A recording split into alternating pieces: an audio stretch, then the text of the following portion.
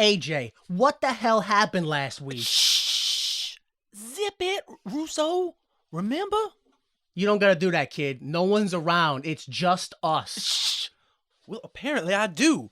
Because if you remember, we had a deal that we were supposed to keep quiet about. Hugging me, hot dogging me in the ring isn't exactly hush-hush. Come on. We were both in the same place. Our enemies were suffering. It seemed like the perfect time to reveal our plan. And yeah, the plan is to zip it and keep quiet. And you keep my belly full. What? AJ, that was not the plan. Well, that's what I've been doing this whole time. And you keep sending me food, so what am I missing? No, the deal is you join SEX and I give you pizza. But people have to know you're part of the group for you to get the pizza. Pizza? Nah, I'm all pizzaed out. I'm into hot dogs now. It's been a long time since I had one of those. I'm kind of missing them. They make me remember a simpler time. A simpler time? When? 3 weeks ago? What the hell are you talking about? You're scaring me, AJ. We were supposed to be conquering not only TNA, but the entire wrestling industry. And you're out here in the parking lot screaming about hot pizzas and hot dogs and God knows what else. I feel like you're really mixed up here and you forgot what this is all about. Huh, I'm mixed up. You're the one trying to ruin this deal, mixing up pizza, hot dogs. You know, Russo, I'm starting to think that... Oh my God. That's it. What's it? Mixing up pizza and hot dogs. Pizza dogs. AJ, what the hell are you talking about? The sauce, the cheese, the hot dog all together in harmony? I think that's just a chili cheese dog without the beans. No, that makes no sense. You take the bun and you put the pizza, the sauce. No, it's better if you don't understand. That way, it'll be my invention, and I'll be my own man. I gotta go. And I swear to God, Russo, you better not remember one thing about this conversation we had. Zip it! zip it, zap, zoop. Pizza dog, how about that?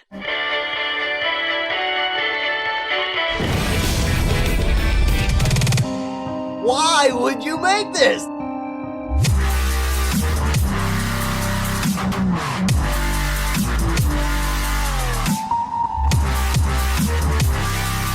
Hello, everyone. Welcome and thank you for listening. This is Why Would You Make This Season 3, The Asylum Years, the only podcast to neglect its responsibilities to a criminal level, which makes you ask the question, why would you make this? I am Jimmy Time. I'm joined by my co-host, Brother Skyler. How are you? I'm still recovering from the anger I felt during this episode, but you know, I'm doing fine. Was it specifically the end of the episode? No, it was the middle. Oh, the middle part. Yes. Okay. It's very we'll go. Okay. We are also joined by J Delta Wagwan. Wagwan. I felt anger at the beginning and some in the middle, and then at the end, and then I thought about the beginning and middle again, and then maybe even angrier. Okay, good, great, excellent. This episode, we are taking you through the National Wrestling Alliance Total Nonstop Action Weekly Pay-Per-View Show, episode number 27, broadcasted on January 15th, 2003, live from Nashville, Tennessee at the Fairgrounds Coliseum, now known as the Indiana Farmer Coliseum, allegedly drawing 1,100 people in live attendance. No. You know, I'm re-remembering what happened in this episode, and I wanted to come out and just be like, I want this to be the last one because I'm furious of what I'm watching right now. I was so angry. Everything was like funny, angry, and then I was furious at what I was seeing. Okay. But we'll see, because the ending, I'm not going to say anything can make up for what I saw, but there was some better stuff after. We're on the verge of a whole new TNA, maybe. Oh my God, Go on, I'm sorry. Okay, I just said that this was episode 27. This is actually episode 28. I made a mistake there. I want to clarify that. So, as per usual, episode 27 left us confused about the motives of the company and the direction of the characters. So let's try to explain why we are the way we are with our crazy past. Wait a minute. What happened that got you so crazy? First, the women's division. There is a new woman in TNA, and her name is Desire. This is her turf, and she will attack any woman who stands on it. Well, I have in my notes that her name is Miss Sex. Am I wrong in thinking that? That's just what Don West calls her. Oh, in my head every time I refer to her as Miss Sex. I thought that's what they introduced. Right? as. See, I thought that was her name. Well, I think she's supposed to be like the woman, like Lady SEX. So she's Miss SEX, Miss First Sex. impressions matter. All right, well, she's Too Miss late. Sex. Fine. Also, in the women's division, Athena is here. She doesn't like Russo. She doesn't like Desire. She also might be associated with the Road Warriors, but probably not. Next is the tag division. The Roadies, a.k.a. the Road Warriors. Hawk and Animal are here, and they do not like Vince Russo. They've been here for like, what, 2 weeks? Something like that? 3 weeks, maybe? Yeah. A collective of 3.5 minutes, maybe? Yeah. Next, after a 5-week reign, Father James Mitchell's The Disciples of the New Church, Slash, and Brian Lee have lost their tag titles to Wildcat Chris Harris and Cowboy James Storm, America's Most Wanted, who are your new NWA World Tag Team Champions. That happened on the 26th show. The Harris brothers, Don and Ron Harris, have joined Vince Russo due to not being appreciated by the NWA. No development on that since the 24th show. Believe it or not, this is still relevant considering what happened. Stop! The Flying Elvises have still fallen apart, with Sonny Siaki joining SCX, Jimmy Yang leaving to tour with All Japan Pro Wrestling, and personal valet Priscilla leaving with Brian Lawler, who quit the company. However, 11 weeks later, Jorge Estrada is still wearing the Elvis suit and will not say that the Flying Elvises are dead. Finally, I guess technically in the tag division, Percy Pringle is here and he has taken an interest in the tag division. Or maybe he hasn't! Or maybe he has! I don't know! You don't know! Nobody knows! I'm a little mystery boy like that! Next is the X division. After interference from every man's desire again, 3 weeks later, Sonny Siaki is still your NWA TNA X division champion. So wait. So now it's every man's desire and not just desire. No, it's Miss Sex. Yeah, That's her name. It's Miss Sex, every man's desire. But you just called it desire earlier. Oh, well, what do you want from this? Like, you think you're gonna get a journalistic integrity award, or like what? What is this about? Tell the truth. I genuinely don't think you could handle the truth in this situation. Like, sincerely, it might hurt everyone involved. So, we also have the World Division, wherein AJ Styles may or may not be with Vince Russo. But either way, AJ believes he should be the NWA World Heavyweight Champion, and everyone else should zip it. Next, while it's not very clear what the B or the G stand for, BG James has come to TNA to turn his back on his family and his friends. Next, Vince Russo has come to save wrestling by starting the group SEX, Sports Entertainment Extreme. He is recruiting wrestlers, and so far he has the Harris brothers, BG James, Elix Skipper, Christopher Daniels, Low Key, Sonny Siaki, David Flair, and now Mike Sanders. Above average. Yes, Sanders. above average Mike Sanders. And I guess also technically Desire. I didn't write her in there, but she's Miss Sex. Miss Sex, Every every man's man's desire. desire. Yes. God, I'm so glad we found a new thing and we could drop the puppet thing. We're not going to do that, are we? Next, TNA is sick of Vince Russo making them look bad, so TNA is forming a group to fight back against Vince Russo, which so far includes Mike Tenay, Ron the Truth Killings, Jerry Lynn, the AMW, and Dusty Rhodes. And of course, finally, Jeff Jarrett will not be screwed over again like he already has been. Bye! Jackie Fargo, NWA President Jim Miller, Brian Lawler twice, Kurt Hennig twice, country music singer Toby Keith twice. I don't know why I always stumble on that one. NWA Authority figure Ricky the Dragon Steamboat. Scott Hall twice. BG James 3 times. NWA Vice President Bill Burns 3 times. Vince Russo 3 times. NWA Authority figure Bullet Bob Armstrong 4 times. James Mitchell and the New Church and the Tennessee Titans. I need your hand. Yeah. I wasn't counting along that time, but I estimate somewhere in the neighborhood of 30 Shmur's is Yeah, a Russell Alea. screw-ins. Maybe 32, somewhere around there, yeah. And then also allegedly he may have attempted to kill Jackie Fargo, Jim Miller, Todd Stone, Bullet Bob Armstrong, B.G. James, Kurt Hennig, Bill Behrens twice, Scott Hall twice, and the entire NWA TNA security team several times.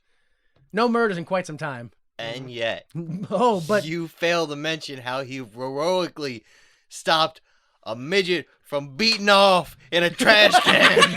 Got it.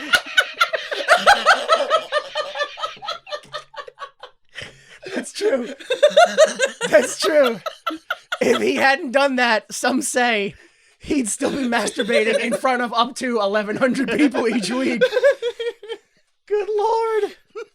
That's what happened. Now I remember. Yeah. Now I remember it. Thank God Joe Jara was there. Whew. That's a story I could get behind, yeah. I'll write about that one. All right, so last week, we were promised that this week, we were going to see Sonny Siaki versus Amazing Red for the X title. Can't wait. The AMW versus very possibly Divine Storm for the tag titles. They never confirmed it. And then I asked the question, were we going to see Jason Cross get his X title rematch that Bob Armstrong implied was going to happen? But then Jason Cross got beat up and tossed out of the ring. I forgot about that.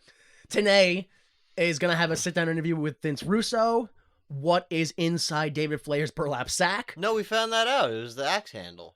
No, that was unrelated. That was a separate thing. Oh, no. He has an axe handle and a bag. Yeah. He comes with 2 accessories. Yes. Yes. Those are 2 unrelated items. So, Dusty Rhodes is also here, but what's he going to do? I don't know. Will the Road Warriors finally have a match in TNA? We'll see. And then allegedly advertised is going to be Jeff Jarrett and the Road Warriors versus Triple X. Will that match happen? Oh, I saw it and I doubt it. Delta, you predicted that we would see none of what was advertised. Nothing. We weren't going to see Percy Pringle. Nothing of David Flair's significance would happen. And also Norman Smiley would show up for some reason. Yeah! Keeping the dream alive. I don't think anything happened there. Well, except for the no David Flair significance, because everything he does has no significance, Right. unfortunately. Brother Skyler, you said that Percy Pringle was going to try to be the AMW's manager. I don't think I said that. Yeah, you did. You said that he was going to try to be, but it was going to fail, to fall through. So 50% correct on that. Something certainly did fall through. You also said that Dusty was going to bump 5 people. There was only 4 people in the match, though. Oh, no one else got in there. And one of them didn't even bump for him. Oh, so, yeah. damn it. I know. So close. It was, yeah. And then you said that Tenay was going to get beat up by Russo and SCX. Didn't happen. I said that I wanted to see some clear direction for Athena, whatever form it was. Didn't get that. And then I also said I wanted to see BG turn his back on Russo and go with his family, who reject him and kick him out of the company. No, you got more confusion in that. Yeah, the wheels are turning, but I don't know what direction we're going. I don't know. The Yeah. wheels are turning in opposite directions. Oh, God. And Scott Armstrong are just holding them in place. Oh, yeah, that seems right. It's not on the back burner, but I also don't think it's on a burner. I just think it's in the middle of the stove, not on any burner. So you still can see it, but nothing's really happening with it. We're burning gas on all 4 burners, and nothing's cooking. All right, something I just wanted to make clear in case anybody forgot or wasn't aware. When I talk about the Wrestling Observer newsletter, this is some old school shit, brother. They release an edition on the 6th. The next show happens on the 8th. If Dave Meltzer doesn't watch it himself, somebody tapes it, mails it to him, he watches it, reviews it, writes that up, edits it, prints it, and then finally releases the review for the 8th show on the 20th. So, old school shit here. So, I'm pulling information from, like, basically the whole month, and I keep missing stuff, and we're going back and forth here. But, so the 20th edition of Wrestling Observer Newsletter has the review for the 8th pay-per-view, where, according to their fans and viewers, 8 people said it was good, 10 people said it was bad, and 21 people said it was mid of the 39 viewers. could agree with that. And again, of the 39 viewers, you had the tag title match, AMW versus Slash and Brian Lee said was the best match. Yo, Oh, that show. everyone, 39 people, the whole thing said Henning Flair was the worst match from last week. Yeah, Damn. awful. Dave Meltzer's takeaway was that none of the matches were good, to be honest with you, and the X guys didn't do any of their spectacular X moves against Jarrett. He was also told that the dark matches with CM Punk versus Colt Cabana and AJ Styles versus Adam Jacobs were better than anything on the show. Oh, man. And then he reminds us that the shows are co-written by Russo and Jerry Jarrett, which, according to Jerry Jarrett's book, is actually a committee of those two, Jeff Jarrett, Dixie Carter, and I think two other people occasionally, like a Bob Ryder comes in sometimes, and So Dixie Carter's already involved at this oh, point. yeah. They Oh, remember okay. back when they had the Hell South problems. Oh. They immediately went to Panda Energy and that's where she... whatever his name was, Bob Carter, I think, and Dixie Carter. Yeah, so she's Got it. already in it. If you may remember, I've already said that Jerry Jarrett in his book was like, I think Russo's like trying to like backdoor Glad Hand Dixie Carter and kick me out and stuff like that. So that's why Russo's on screen, because he's trying to play 4D chess with him.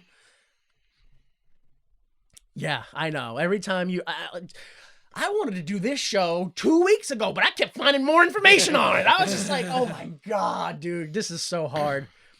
All right, so here's your dark matches. We have David Young, who beat Iceberg, a.k.a. Iceberg Slim, a.k.a. Slim, a.k.a. Edward Christian, a.k.a. in 2003, the current 2003 NWA Wildside Heavyweight Champion. So, sort of famous, sort of not famous. I don't know. But yeah, anyway, Iceberg lost to David Young via DQ. Not Slim J. No. Okay. Slim Iceberg. Or Iceberg Slim. Whatever.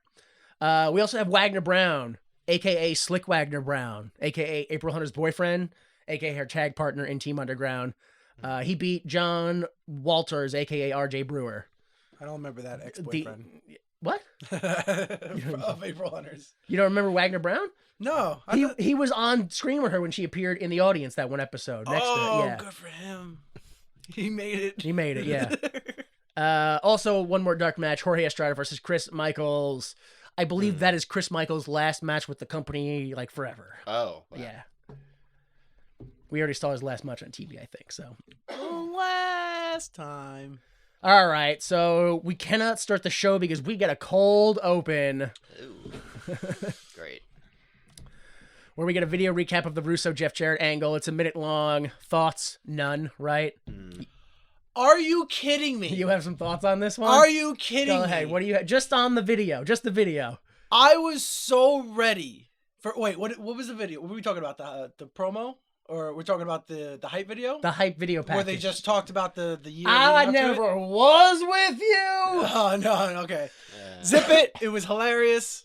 Yeah, Whatever. move on. No. Then we transition logo transition into the TNA sit-down interview with Russo. Yeah. Are you kidding Yeah, me? all right. Now we're here. Dude, this is so long, and I try to summarize it, but here we go. TNA asks, what's your job as a wrestling writer? Just lay it out for us. Right. Russo says his job as a writer is to make sure that there are as many eyes on the product as possible, by any means necessary, ends justify the means. Writers are tremendously important to wrestling. It doesn't happen without them. You'll eventually understand that, TNA. Russo goes on to say that it's stupid to think that Vince Russo, the writer, could ever have had the power to run a multi-decade company out of business in the 9 months that he was a writer. And if he did, they deserved it. What? What? TNA says WCW was a salvageable company because they had talents like Goldberg, Nash, Wow. and the rest. And the rest. All of them. You know. Couldn't name more than two. That was the whole time I was like, Dude. well, Russo looks like a jerk. And then that happened. I was like, yo, TNA, you didn't really help anything, I right? know. Everybody looks bad right now. So then TNA asks, why did Russo turn the Lucha Libre style of the Cruiserweight division into the weird love triangle between a woman wrestler and a commentator? Russo says the famous line, you want Lucha Libre, you go to Japan. Almost. Yep. He says that there's about a thimble's worth of people who want a 40-minute gymnastics display. TNA might like it, but he's a nobody. TNA asks, why did you give Arquette the WCW title? Russo says, you mean the prop? Oh, boy. It got us on the cover of USA Today. It's business. Okay, well then why did the ratings change in favor of Raw then? Russo says, I don't see any numbers. You're probably making them up. The only thing I see is the one time WCW was reported on by the newspaper USA Today in its history. I don't know if he meant WCW or USA Today. He's wrong on both accounts. Whoops. Russo says no one watched TNA until he showed up. TNA brings up when he ruined the world title match, but it was between Truth and Jarrett. He says no one cares. There was like 100 people there. Now the building's packed and everyone's chanting Russo and SEX. I'm doing this for you. I'm doing this for wrestling. Weirdest part of the whole segment for me. I'm doing this for my boys so they can have a future in this business. And if you and TNA and the WWE keep doing what you're doing, the whole business is going to collapse within a year. Interview over. I'm out. Segment length, 6 minutes and 25 seconds. I mean, how could you not have a million thoughts on this? Go ahead. Who wants to start? How is this total nonstop action? Yeah, what are we doing here? What he said he's gonna do whatever it takes to get eyes on the product. Yep. He's gonna do the extreme. Gonna sit down and talk to Mike Tenay in the first 5 minutes. What? About ratings for a company that ain't around no more. Yo. If I bought that pay-per-view, I would have turned it off. Yeah. I was like, dude. this is boring as hell. Are you kidding What me? are we doing? Yeah. Why are you like arguing with our fucking commentating? I mean, back in the day, it was an exciting thing because this would have been the first time that Russo had to answer for his crimes. Yeah, I guess, right. But, I mean, at the end of the day, everybody looked bad. Yeah. Russo looked unhinged, like not even like ironically like the way people use it, like literally unhinged when he tried to contradictorily defend himself, where he was like, wrestling doesn't happen without writers, but they don't have powers to like do anything dramatic or anything like that. But if they did, then you deserve whatever you get for giving us that power. Just kept crazy saying stuff. like that. Always, back and with forth. There's no way I could have drove it into the ground in 9 months, and if I did, it deserved it. Then it's like, wait, so did you or did you? Yeah. Did you not? What are you trying to say? This is not where Lucha Libre is. Lucha Libre is in Mexico or Japan or Great Britain or Australia. I don't know, and not here because I said so. Even though it's been here for the last decade already. Right. And it's quite literally one of the things that made WCW. Yeah. I get how he's a loudmouth and annoying, but I don't like how he never shows his ass, and he's always like trying to put himself over in the process of being annoying. Yeah. And it's like it's not working though, because you say things that are like half legitimate, and it's like, oh, so that I should be impressed then? But it's like, why are you? That's why getting yourself over as a heel doesn't really work that way. Yeah. All right, so here's some information from Dave Meltzer in the January 27th Wrestling Observer newsletter. This segment was supposedly unscripted, but Tenay, I guess, thought about it and wrote down some questions, because, why wouldn't you? He also had a piece of paper in his hand. Yeah. So it was kind of just Russo self-destructing on screen. Even if it wasn't unscripted, like, isn't that the job of an interviewer? Right. To have questions? Yeah, the whole thing just seems silly in general. Right. Again, keep in mind, Russo has been helping write this show since the 4th pay-per-view. So him saying no one was watching those shows means no one was watching his product. Whoops. So again, unhinged, doesn't make any sense. Meltzer also says that it wasn't the cover of the USA Today, it was the cover of the entertainment section of the USA Today, and the USA Today had covered WCW numerous times in their history, Yeah, sure. typically involving other celebrities like Dennis Rodman and Jay Leno and stuff like that. Yeah. He also clarifies that there were, because, why not just make it clear, over 1,000 people watching that Killings Jarrett match, and not near 100 like he said. It was actually the largest draw in their company's history. Whoops. well, recent history anyway. And then Dave alleges, because this is quite a fucking claim here, dude. He alleges that last week, over 50% of the attendance of the audience attendance were given free tickets. And this week, it's over 75% are free tickets. So if that's true, Russo is not only not doing the numbers he thought he was, he's actively, de-drawing, detracting from the company. Also, the numbers that Tenay said during the interview, 7.4 for Raw versus the 2.4 for Nitro, totally accurate. Absolutely what happened. Oh, wow. Yeah. So, yeah, maybe Tenay asked the right questions to make Russo look bad, but it didn't. I don't think it made TNA look good or Tenay or anyone. Yeah, like that. It didn't make anyone look good. I don't understand.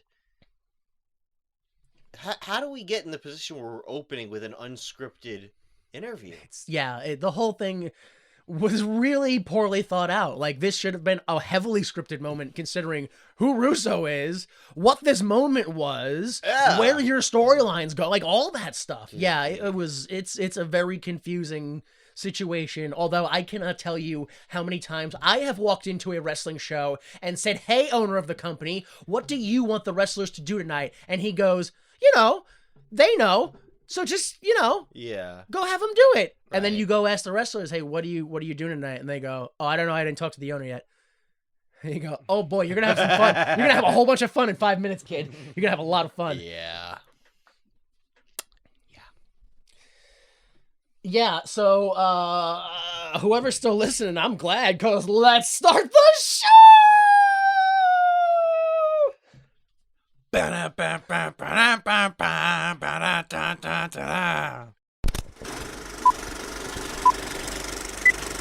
So Tenay welcomes us to TNA and runs down the card as we scan crowd signs. Not a whole bunch that are great, so I just mentioned a few that I see. Daniels is my savior. TNA needs Athena. 2K3 Year of Athena. Triple X SCXTION. Section? Yeah, section. Welcome back, Red. That guy's gonna be sad. Nope. AJ doesn't need SEX. He needs TNA Gold. Ooh. And then there's a sign with the SEX logo dressed up like the NWO logo, and under it it says, "Look familiar?" Whoops. Which is being held by a guy who has an NWO t-shirt on. So he probably knows what he's talking about. I mean, he's a fan. He knows what he likes. He sees it twice. Go ahead. I didn't notice any signs, but I did notice as they were just panning across the crowd, there was one whole big shot where they just went across like 5-6 people. They all had their arms crossed, looked bored, and they didn't care about anything. And it's just like in a row, and I was like, "Oh boy, that was a bad choice." Shouldn't have started off with a sit-down interview, yeah. And then throughout the night, I see a few other signs, which are, "We want Colt Cabana," actually says, "We want Cabana and Punk." Another one, you're going to love that one, Brother Sky, which says, "The action is officially stopped."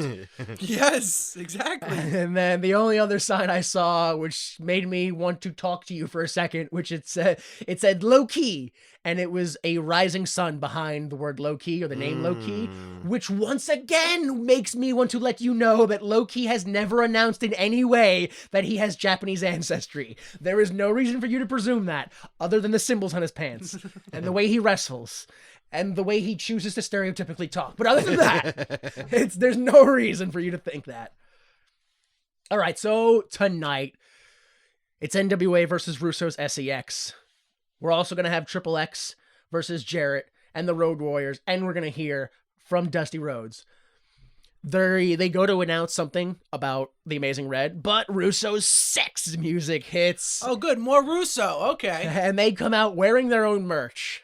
Oh, I couldn't believe that. That's what killed me. They have their own merch already. I don't think I've seen a TNA shirt advertised on the show. I've seen it in the crowd by 1 or 2 fans, but not on the and these guys the security has a TNA shirt. So I can't buy them. You got to work for us first. Yeah. Also, it's a deposit shirt. You pay it back. Your last paycheck is.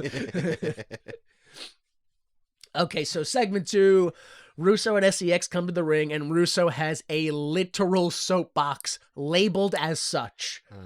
And I don't know if anyone else noticed this, but what I saw was an entrance of Russo and Miss Sex and maybe a couple other guys in black shirts.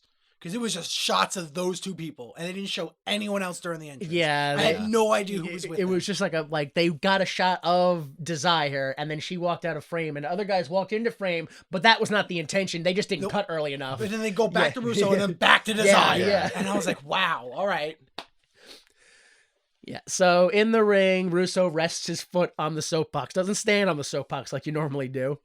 Russo says that this is a Russo and Jarrett situation, but for some reason, everyone keeps getting involved. Russo makes a plea for anyone. Now's the time to join us. Right now. Percy Pringle comes out and says, the fat man is ready to talk. He's saying it, so I can say it, right? I guess so, yeah. He's so fucking fat, Oh, God. Dude. When he got Yeah. into the ring. Yeah. I didn't think he was making it.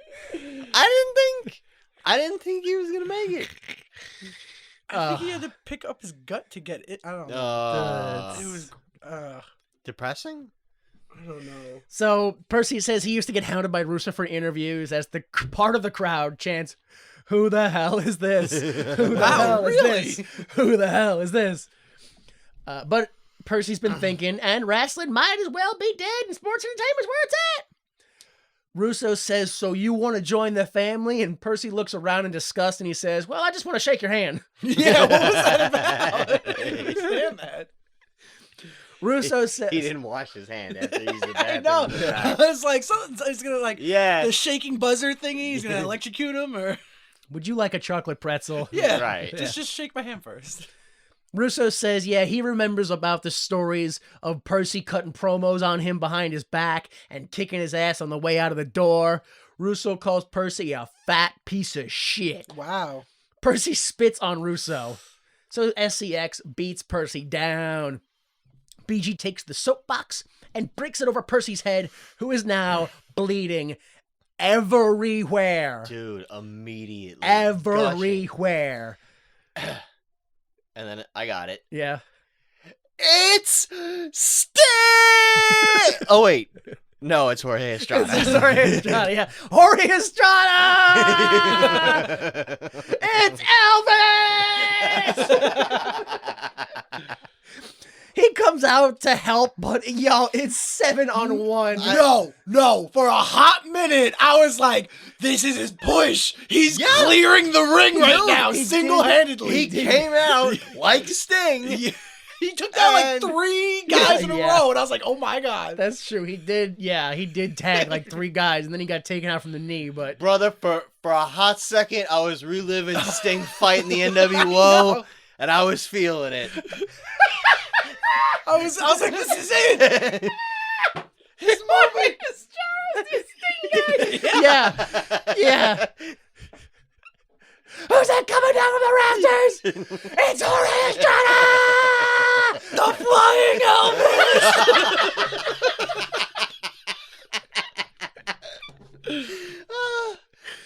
Oh. Yeah, so Loki gives him the front drop kick and he's down. Yeah, that's it. That's it. I don't think I wrote this down here, but especially because when I watched it, I was like, yeah, I don't know what they're talking about. But according to Pro Wrestling Torch, who had a reporter on the scene, they said that drop kick sounded like a shotgun went off. Oh. I didn't hear it but whatever. Okay. Double top rope Uranagi power bomb by Triple X puts Jorge through a table. Outside the ring, Percy clenches his fist and holds his breath to make blood literally squirt out of his head. Yeah.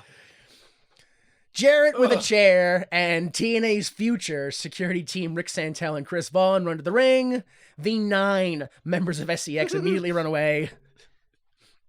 Your Russo promo was 5 minutes and 54 seconds. Your beatdown length was 1 minute and 46 seconds. So your full segment was 8 minutes and 37 seconds. Yo, you got thoughts on this one? Too much Russo. I still don't know what we're doing here, dude. And where's all the faces? Estrada comes to the save of Percy I Pringles. know. No one else respects Percy Well, I mean, Pringle.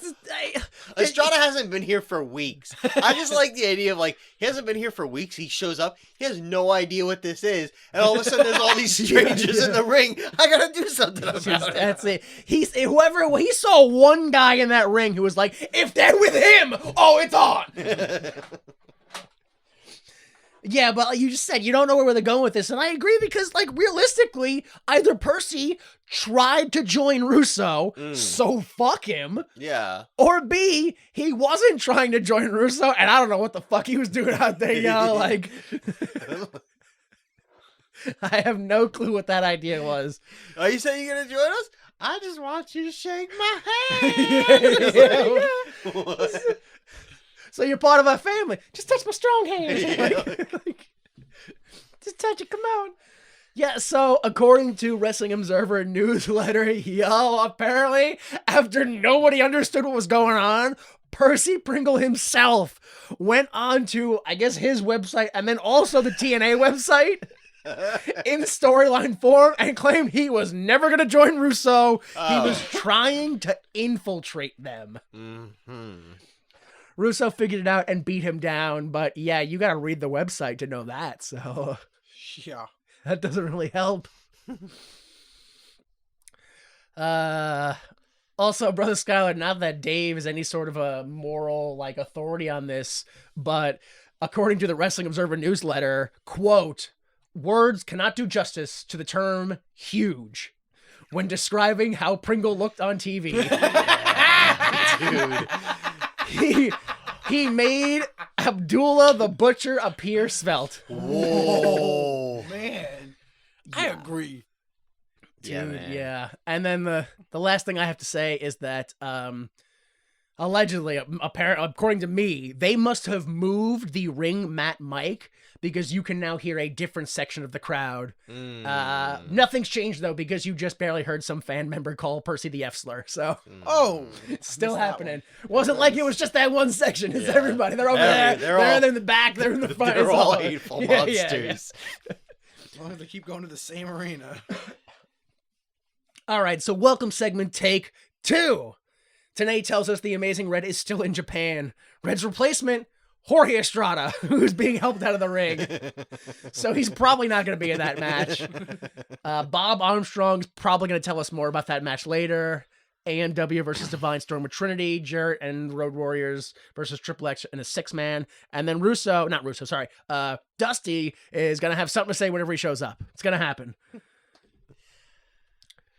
Whew, all right, here we go. Segment 3. Our first matchup. America's Most Wanted versus Divine Storm with Trinity for the NWA World Tag Titles. I forgot. So did Divine Storm win a match to earn this shot? Or Yeah. so, yeah. I forget exactly what match, but I think they beat them last week Or 2 weeks ago or or something? something, right? Yeah. yeah, they got a pin over them, but I don't remember the like. I think it's just a general, like, you beat the champions, you get Yeah. a shot now Yeah. type of a thing.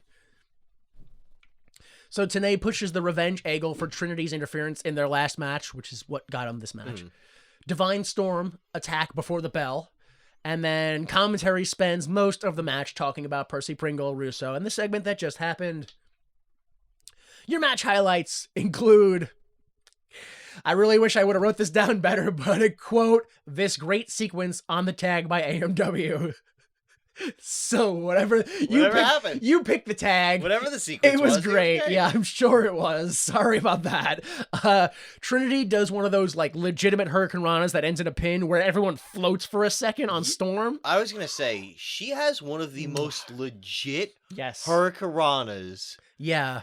I don't know what the actual name is, but when someone does a Hurricane Rana and the guys just kind of roll off to the side, Yeah. that's technically not a Hurricane Rana. The Kon Rana part means into a pin. So this is a real Hurricane Rana, the good one. Those are Tijadas. Yeah, something like that. Yeah, that's a different one technically. But yeah, she does it so good. Yeah. We have Quiet Storm with a top rope senton, but James Storm moves, so it's just a top rope back bump by Quiet. Yo, it sucked. Why? Yeah, I couldn't. Yo. Oh my god. Quiet. Oh, I missed one here. Death sentence is set up, but the ref is just barely distracted, and Trinity hits the low blow. Same finish. From, Yeah, only a 2 this time though. So Yeah, good falsy. Quiet narrowly hits the full rotation with a somersault off the top to the outside onto AMW, who are up first to catch Divine's plancha senton over the top, who are then again up first to catch Trinity with the moonsault off the top onto all three, as Quiet distracts the ref in the ring, so it's legal. Those dives were scary. Yeah. That first guy, I thought he was going for a full cross body. And the last second he did a Yeah. tuck, and I was like, oh! I thought Yeah. that was it for him. Narrowly got that full rotation, yeah. In the end, Storm up and overs Divine to the floor, reverse into a snake eyes, and then grabs Quiet Storm for the death sentence. Hits it. That's your 3 winners, still tag champs AMW. Your match length was 7 minutes and 8 seconds. Your full segment was 8 minutes and 37 seconds. Your thoughts? Meh. Yeah. AMW is the same match every time, just different opponents. Right. They don't do anything different. Exactly, and I mean to the number exactly. 2 minutes into this match, a small section of the crowd starts chanting, "Where's your shovel?" Oh, damn. Because honestly, the way AMW sold, it kind of felt like every move that the Divine Storm hit on them, it was like, oh, well, you're only in charge because I just screwed up my move. Like, you didn't hit me with anything. I fucked up. You know, like, you're going to hit a move on me? That's great. I'm just going to roll out of the way and get, like, there was just no... They sold. They did some selling, but it was all, like, a real, like, yeah, but you didn't get the offense on me. I fucked up, and that's why you're in charge. Yeah. Like... Yeah, it's not for me. I liked it when I liked it when I was little. I liked it in the beginning now, Right. but now it's just the same repetitive It's thing. wearing thin. Yeah, same repetitive thing. I need them to do something else now. Yeah.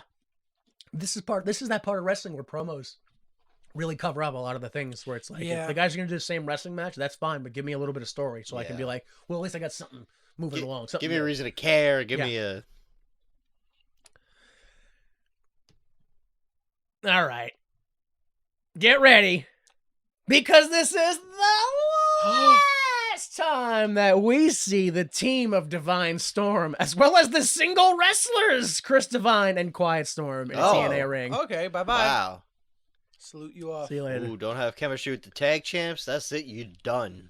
Who was that old ref? That was an NWA ref. He was terrible. His count was way too fast. He was never in the right spot for the camera. Ugh. Yeah. He's like, 1, 2. Different type of ref. Get rid of him. Oh. From the planet. I'm sorry. From Planet Jared. All right, segment 4, we get a video package for AJ Styles. He should be world champion. High-flying, innovative, cocky, the cream of the crop. Is he with Vince Russo? Zip it! Why do they keep it in every promo? I love it! That's on the end of the video right there. Yo, that was probably one of the worst hype video promos they've ever done. Yeah. At one point, it just started playing over again, the same thing with different audio over it. And I was like, what, you guys only did a 45-minute video for a fucking 120 like Somebody realized, you know what, if we play 2 videos over each other at the same time, double the explosions. Oh yeah, the gun explosions. Oh, that was annoying. And they must have showed him thrusting on the top rope like 3 or 4 times. Yeah. They really like that shot. Again, I don't need to see that. So, during the entrance, Tenay asks, who's AJ with? Mortimer Plumtree? I don't know why you bring him up, but okay. Oh, right, yeah. Russo and SEX or TNA? But whose side is he on? Like, they kind of gave. I thought they gave it away with that. Why? Like, why bring him up? I don't know. I thought they gave it away with that. I was like, what the fuck? He's gonna. Oh, that I haven't thought about him in a while. Why bring him up right now? Unless, like, it's like the previously on. Hey, remember old Sarah Jane from that 3rd episode in season 2? Yeah, oh, I know who's showing up in this episode. Why bring him up?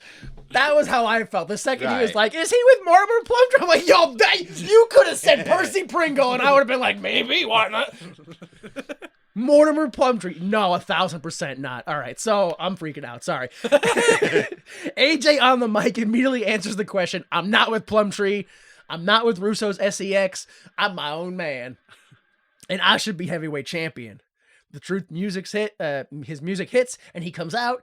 The Truth says, what makes you think you should be world champion before me? I have never been so disappointed in my life, dude. Because when Truth starts talking, Yes! his music's still going. Oh, yeah. And like he drops the first line, and I'm like, here it comes. And then it's just a promo. He just talks. He drops the first line on beat. On beat. So Yes. I'm like, oh, he's about to roast him. And Yep. he just continues to talk. And I'm And like, oh. Dude. And I think the people on audio thought the same thing. They're like, all right, he's going. Here it goes. Oh, what he's- makes you think you should be champion before me? Wait a minute. Oh, hang on. No. You were gonna. Oh, Guess I'll Dude. just turn this music off. Yeah. man.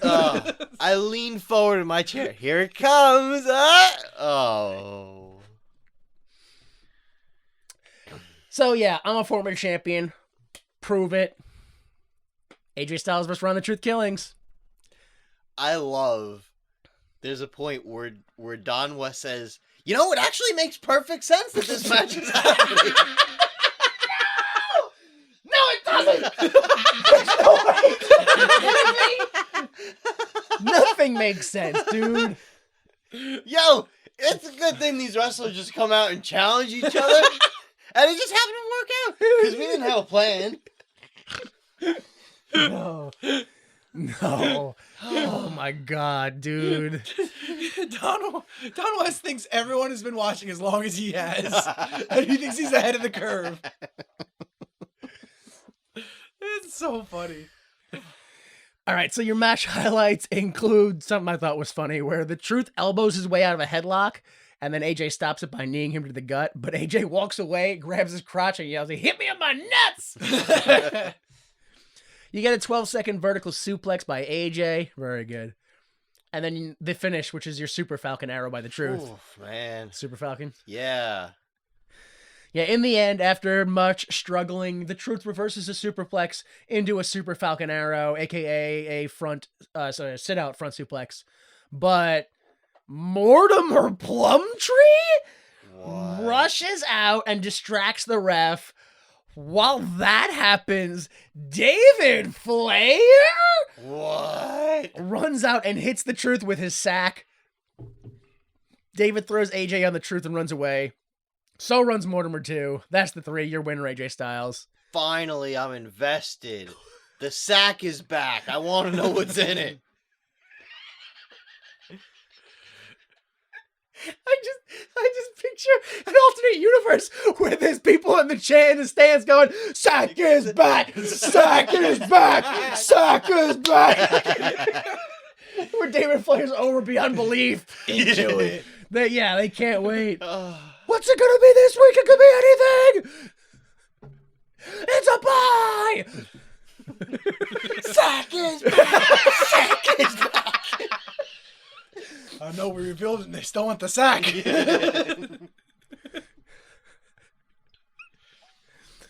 All right, so your promo package was 2 minutes and 16 seconds.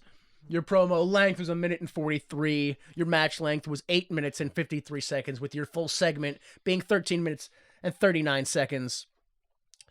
I mean, technically, maybe, probably match of the night. Yeah. But man, I what a scuffed finish. Well, yeah. I definitely feel like I was surprised their chemistry wasn't as like smooth as, I really thought they were going to have a banger. It was a real toned down match. Yeah, Yeah. they had a very safe match. I don't know what was going on in that match. I don't know if there was some heat or if there was just like maybe some miscommunication and that's where the heat started, but I felt it was very snug. I felt it was very stiff, a lot of things that were happening. AJ was given a couple of kicks on the ground that felt a little unnecessary. And Truth gave that like really bad body block back, but it Yeah. was hard back. Like I felt like that was a receipt. And then AJ was just like giving like the weakest kickouts. I don't understand what was happening in that Yeah, match at all. like I said, I really was I was expecting a great match between these two. Yeah. The chemistry just didn't. I didn't know didn't how they click. couldn't. Yeah. But I watched it happen.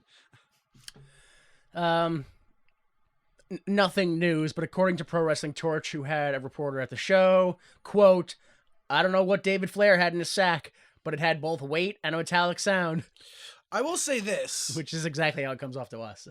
I don't know what's in the sack. Yeah. I'm glad that it's back.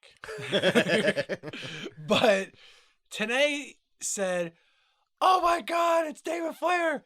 And he's got that burlap title. He's got that sack.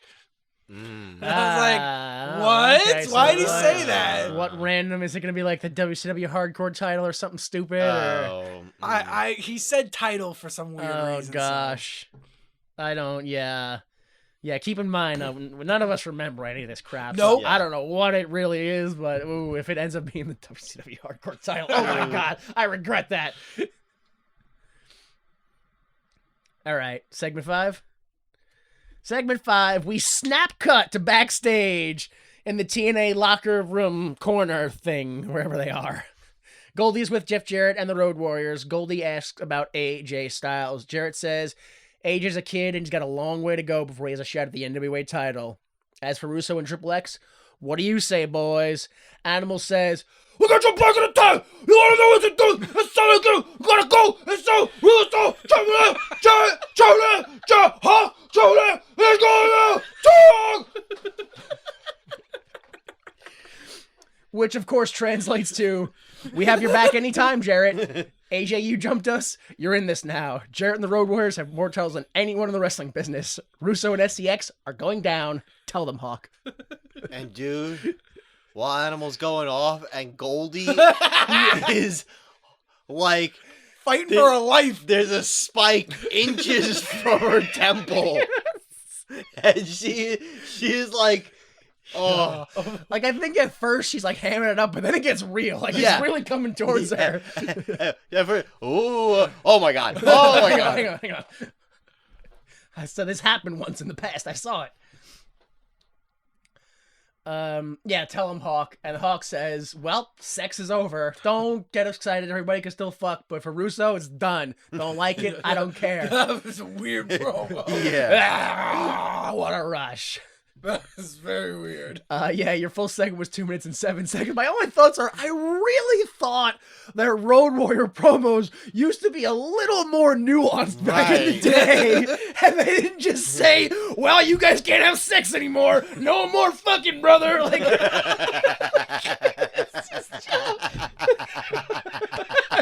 I really thought there was a little more going on there. Yo, Hawk looked like he was fighting a heart attack in that promo. He looked man. horrible. Yeah. Oh, my God. He looked like it was like, all right, I gotta get the adrenaline pumping. Oh, that was a bad idea. It was like hurting. Yeah, he went and laid down Yeah. after that promo before the match.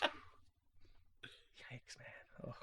There was one embarrassing moment where they had a nice tight shot on Goldie and Jeff Jarrett, and he did his promo, and then he was like, and then I got these two boys, and they did like a dramatic pan out, and being like so conditioned from WWF and even into WWE, where I would like, that's where you hear the, it's the Road Warriors, and they panned out, and it was just silent. Still just like the very subtle ambient noise of the crowd, Yeah. like they were watching, but nobody cared.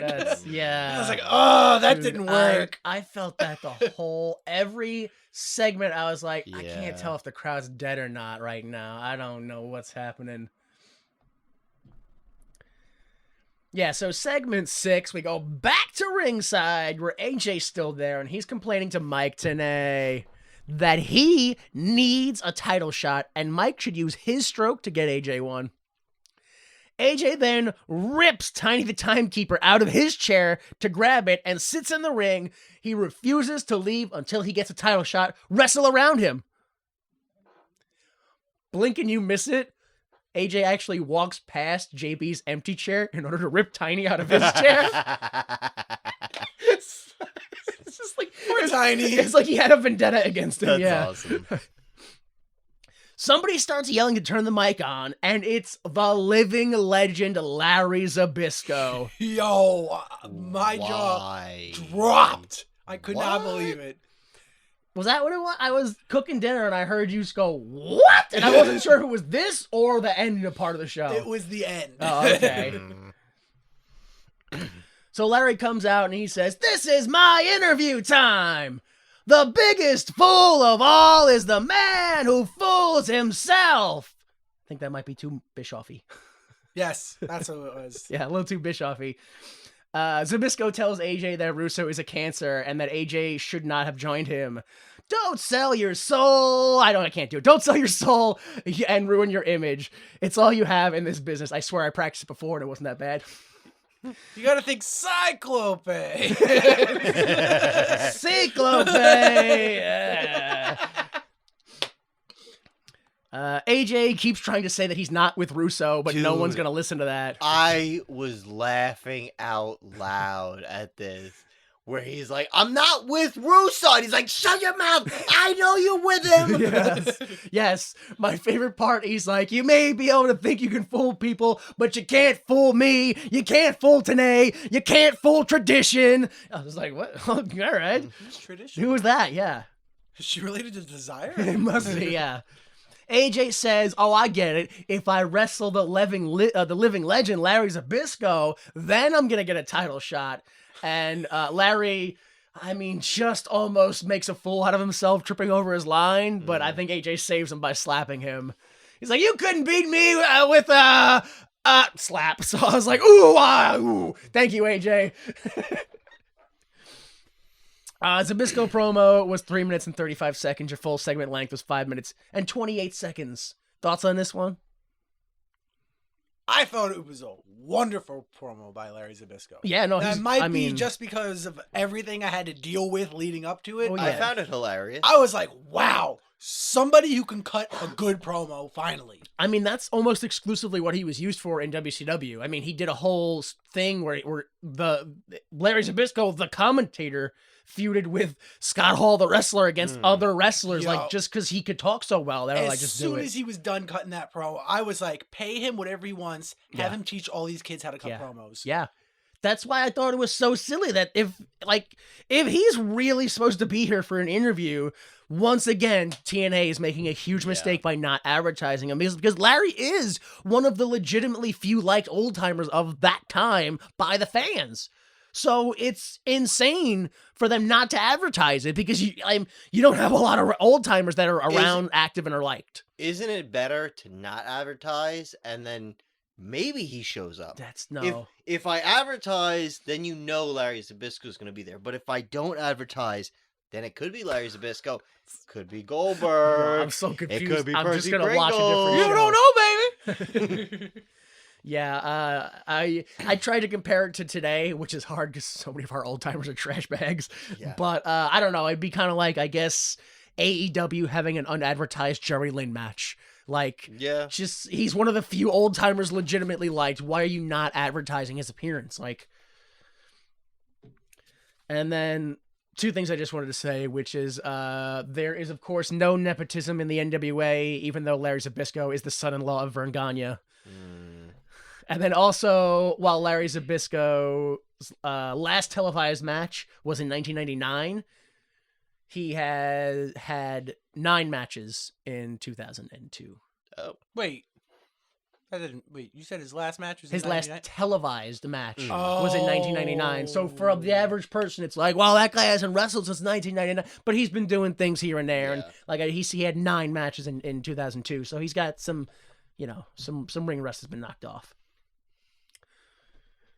All right, let's do this one more right here. Segment 7, we get a promo package about Desire. It's just the whole segment from last week between her, Goldie, and Desire. Yo, And Or her, Goldie, and Athena, sorry. Yeah. Sorry. poor Goldie again. Had her face smacked into the ground.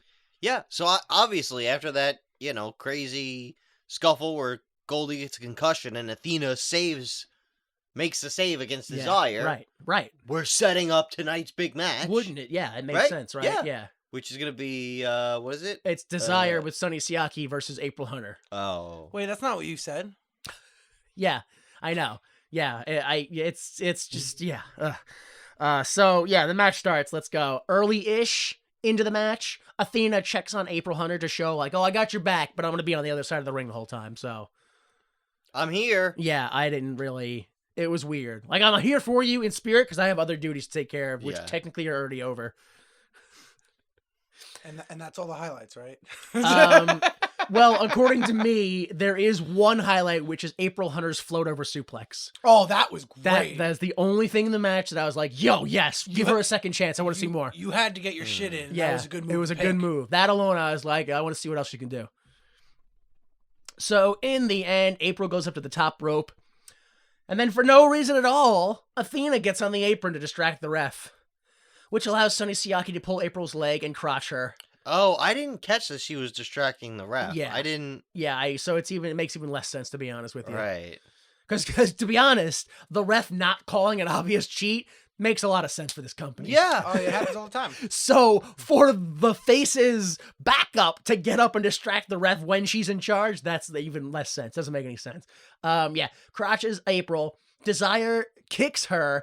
Then, oh my God, tries to jump to the second rope. Oh, embarrassing. But fails. Ooh. And climbs up instead to hit the Super Hurricane Rana for the 3. Ugh. You win a Desire.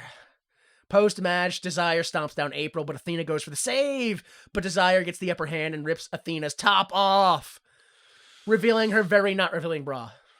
Yeah. It was like thicker than, I want to say, more covered up more than what Desire was wearing. Yeah. Desire then tries to rip off Athena's pants, but Athena won't let her. They struggle with each other until this segment just sort of ends. Your video package was 57 seconds. Your match length was 3 minutes on the dot. At least I did one thing right. 3 minutes on the dot. Post-match was 1 minute and 35 seconds. I can't believe that was only 1 minute and 35 seconds. It felt like way Oh, just them longer. struggling with the pants? Yeah, I know. Yeah. It felt like 3 minutes No, Yeah. of her going, I don't want to do this, and then her trying to force her to do it. Yeah. No, stop. I'm not taking out. No, we gotta do. No, you're doing it. Yeah. Dude. Trying to hold her down to do it. Yeah. Yeah. Yeah, I know. Your full segment was 7 minutes and 7 seconds. But yeah, exactly. Thoughts on this? I Bad, hated that. Dude. bad I- match, crap finish, horrible rape vibes ending. I Right. was so uncomfortable. Awful. I assume Russo had something to do with the. I like- tried to at least give it like a positive spin, like maybe No. the concussion hurt Goldie worse than we thought, and she missed her cue. But no, it like, Yeah. I man, hated that. dude. According to Wrestling Observer newsletter, Athena was told to wear a skirt, and they were gonna tear it off, leaving her in her underwear. However, she showed up in pants, and was of the impression that only her top would be taken off.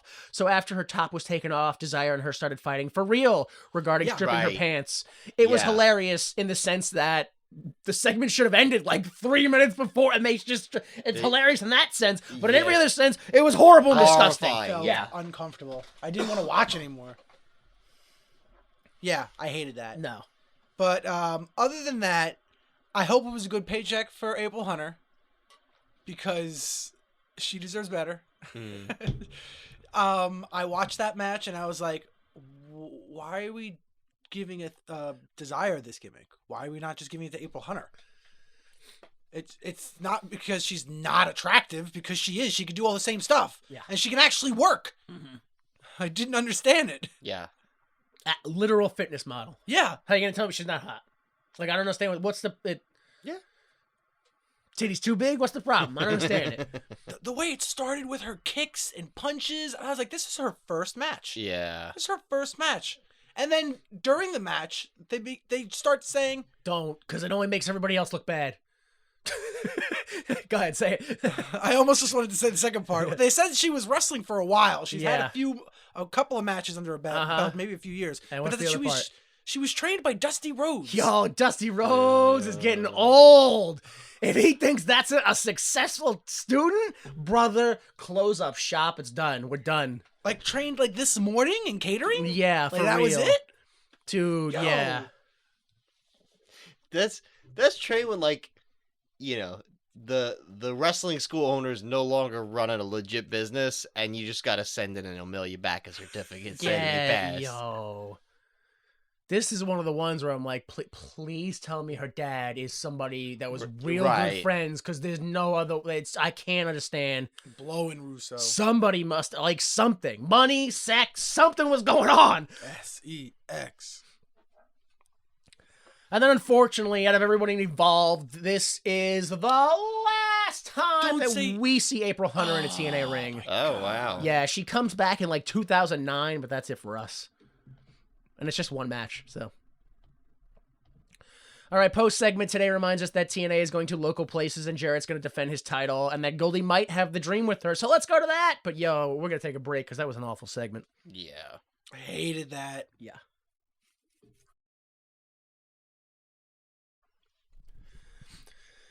All right, so we're going to take a small break from the show and talk about the Wrestling Observer newsletter, as well as some other bits of news throughout the week. This is the new bit. This is my bit now. It's my thing. So, something from last week that we missed, I wanted to throw this in here because originally I thought the show was going to run long. I mean, short. Sorry, wrong way. Y'all remember that show from Fox News called Joe Millionaire? Oh, yeah. Where 20 women were brought to France with the idea that they were competing for the love of a $50 millionaire or you get it. But he's a bum. But it turns out he was, well, not a bum. He was a part-time construction worker / model who only made, you know what? A bum. $19,000 a year? Yeah, no, that's cool. He's a bum. Just want my kids back. Yeah, no.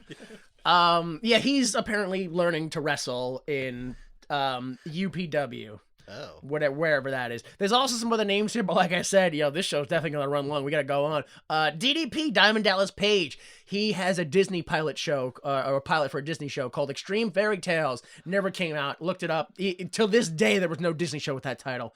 Didn't happen. Also, him, DDP, and Randy Savage are up for a part in the animated Disney movie Tarzan 2. Oh, direct to VHS. I looked it up, and that part went to either Brad Garrett or Ron Perlman, based solely on voice.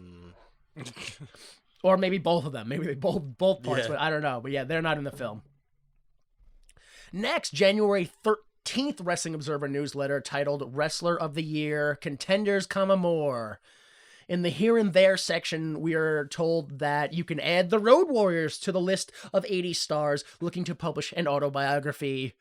Although the reality is, this is my day, our day, letting you know, the Road Warriors, Danger, Death, and the Rush of Wrestling was not released until February of 2011. Oh, damn. Next in your NWA TNA section, you already heard this and you're going to hear it if you didn't. They're broadcasting into like the Asian territories, Malaysia, India, Hong Kong, stuff over there, Taiwan. Next week in Australia. Yeah, they tell us that later. I have stuff on that. It says here that they're going to broadcast twice a week, starting from the beginning. There's a note here. My God, those horrible dub segments will be shown again. Oh. Yeah, those poor bastards. But yeah, 2 1-hour shows every week. Oh, so I guess it's going to be one episode split up. Okay. And then, so they're going to play some things for a while. And then Chris Daniels, not on a contract, was offered a WWE tryout, so he could go over there if he wanted, because TNA didn't hire them, or him rather. Just a thing that's up there. That could happen. And then also on NWATNA.com, believe it or not, there's also news happening there.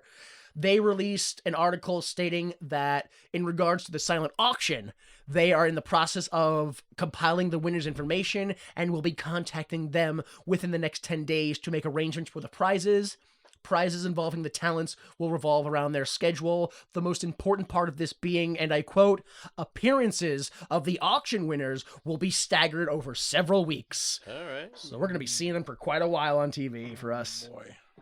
And then finally, the best part about this, I'm so glad I looked into this.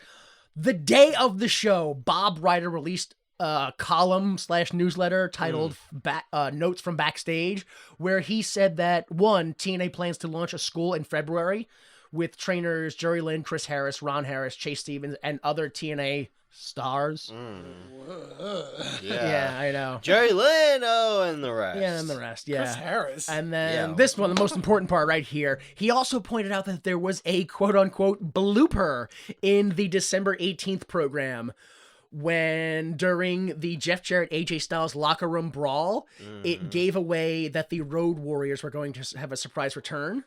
Oh. Because I had to watch it something like 5 times before I finally realized that 2 seconds worth of screen time, if you watch it and you know where to look specifically, because it happens for such a short time, you can see someone peeking over the bathroom stall, and it is 100% animal in full face paint. Like, unmistakably, a little spider on the forehead, the white, it was unmistakably him. I love the idea of someone watching it and being like, I swear to God, I just saw animal in the background of that fight. Like, yo, shut up, dude. Yeah, this is a rewinding.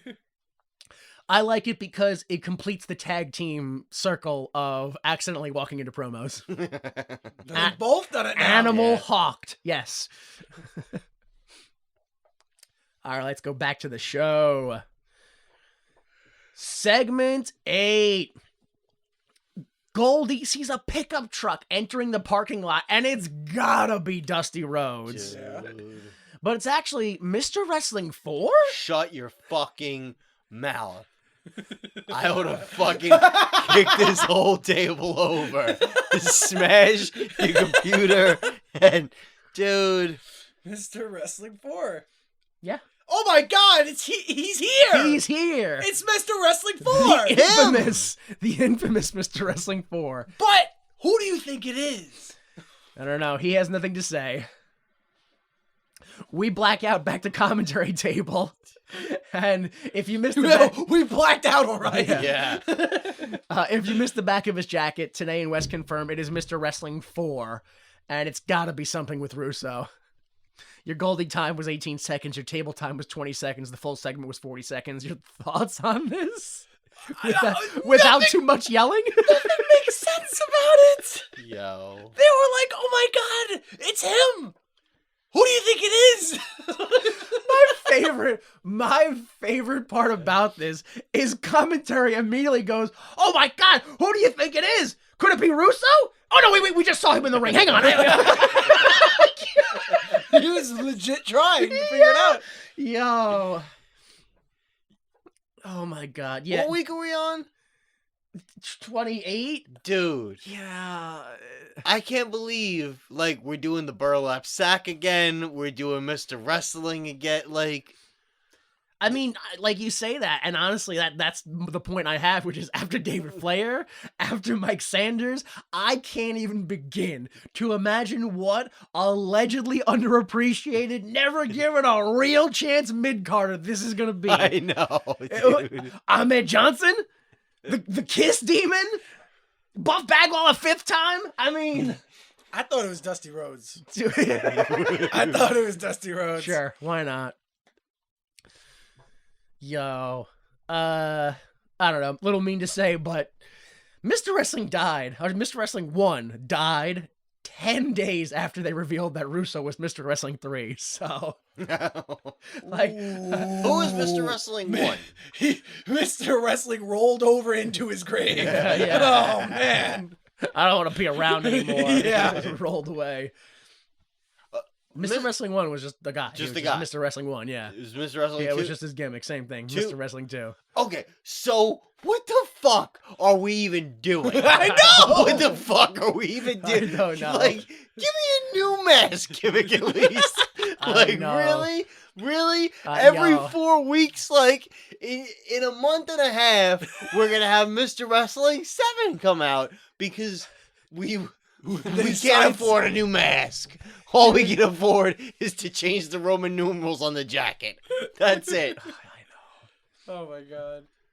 Yo, there's a lot of things that we did as a kid that was stupid, and like you like just there's no like just move past it, don't think about it, don't respect it, move on. But yo, one thing I don't know why personally, I will always respect the people that we did backyard wrestling with because they came up with the completely original, as far as I'm concerned, gimmick of the Canadian luchador, Nova Scotia. I've never heard anybody do that. I've never heard anybody, and it's a brand new gimmick. Yeah. I've never seen it, but just make your own thing. It's not that hard. We did it in the backyard. Why can't fucking TNA do it? Yo. Mr. Wrestling 5 now. We skipped 4. That's the smart thing. Yo, at least make your own art. That's all I'm saying. Yeah. Just make your own art. That's all. As stupid as backyard as we did was, so many of those guys made their own art, and it was great just because they made it. But like, dude, who's pitching? Who's back there like, and then, yeah, ready? Well, we bring back a new Mr. Wrestling. Dude. I think he's pitching to himself. Yeah. I don't think anyone else knows. Gets up and runs to the other side of the table. That's a genius move! Can you tell me more? And he gets up and runs back to the other side. I can, but I'll need more money. Takes his Yankee hat off, puts his Met hat on. I like it. Yeah. Oh man. Yeah. Everything with Russo is just such a scream fit. Like, you can't get past it. It hurts so bad. All right. Segment 9. We got a video package of Mike Sanders' debut from last week. Then we get SEX music that hits. JB says, "Please welcome Mike Sanders." On the mic, he says people still cheer for Mike Sanders, but he's with Russo and everything Russo stands for because Russo created Mike Sanders. His job in SEX is talent acquisitions. He finds them, Russo picks them. Russo doesn't hate tradition, it's all about philosophy. Evolution is the solution, and somebody's going to end up SOL. Man, what a guy. I know. Right. And this was the guy from the power plant that could talk. The weirdest part about this is, to me, in the most technical sense of how he presented words, it was a good promo. It just had no context or it didn't mean anything. He came out and laid pipe and left. I don't know who he is. I don't know what he represents. I mean, he said he represents whatever Russo wants, but okay. Why would I don't, that's not you. No. And then once Russo's got, I didn't get anything about what he wants to be. Yeah, I know. Yeah. Sounds to me like he's bad-mouthing tradition. Well, cue Jerry Lynn. Yeah. Jerry Lynn comes out and says, it's not about philosophy, it's about tradition. You work by talking. I do my talking in the ring, bitch. Or, excuse me, I do my talking in the ring. Bleep. So, Jerry Lynn versus Mike Sanders. Believe it or not many match highlights here. Yeah. One match highlight includes Don Harris coming to the ring just to interfere a bunch of times. Other than that, it's actually, believe it or not, mostly Mike Sanders, in my opinion, where Mike Sanders reverses into a pump handle backdrop. Yeah, that was nasty. Fucking good, yeah. And then Sanders, I have an acai moonsault to the inside, which is just a lion salt, right? Did I get that wrong? Or no, because it was off the corner, right? Wasn't it? But do you remember that? He did was it from one side of the corner to the other, and then moonsault? Was it a triangle? He did a weird, post, and then just did a moonsault. Well, it was good either. Whatever it was. We can't remember it, but it looked good apparently. Great. So, in the end, after Don Harris boots the first ref and a second ref comes out, after kicking out, Sanders brings Lynn to the top rope. Lynn fights him off, and then Lynn sunset flips and jackknife pins Sanders. But Don Harris pulls the second ref out, goes to powerbomb him, and out comes Dusty Rhodes. Woo! Bionic elbow for Don Harris. Dusty throws the first ref in as Lynn hits the TKO for the 3. Your winner, Jerry Lynn. Your promo package was 32 seconds. Your Sanders promo was 1 minute and 41. Your Jerry Lynn promo was 21 seconds.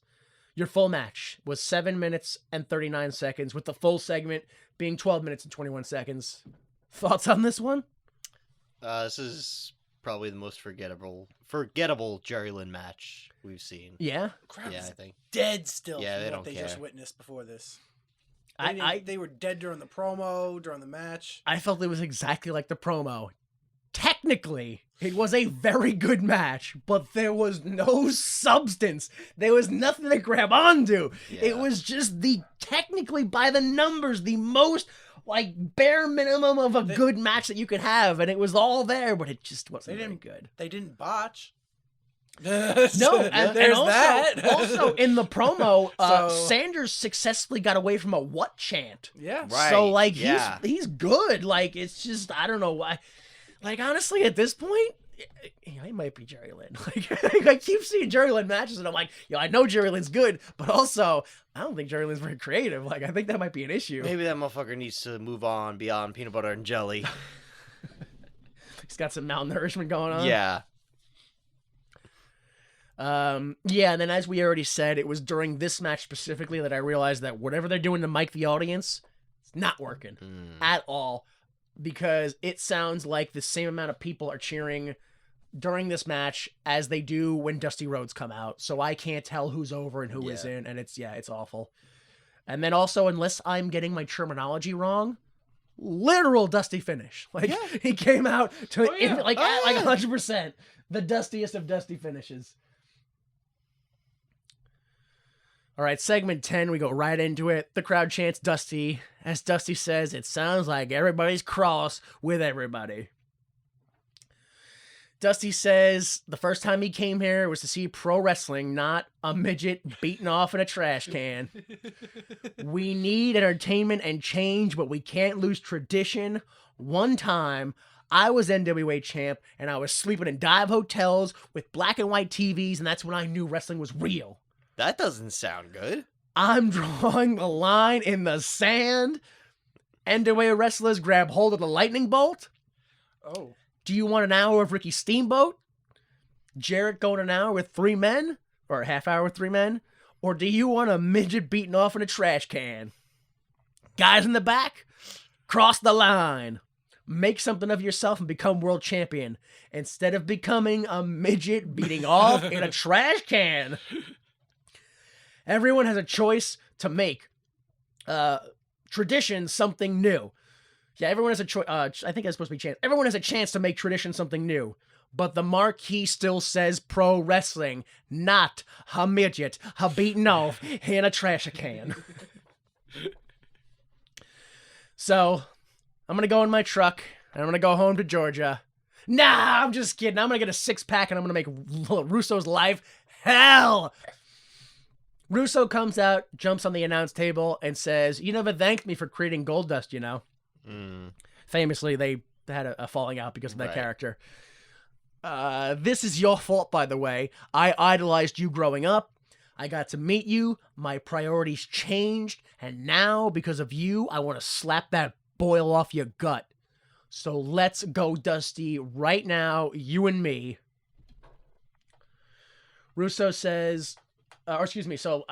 Dusty says, right now, let's go, you and me. Russo says, no, I tell you what, that's 6-man later on. Now it's an 8-man on one condition. When I win, I pick all the challengers for the titles next week. Dusty's like, I'm going to go ask the man in the back. I don't have that power.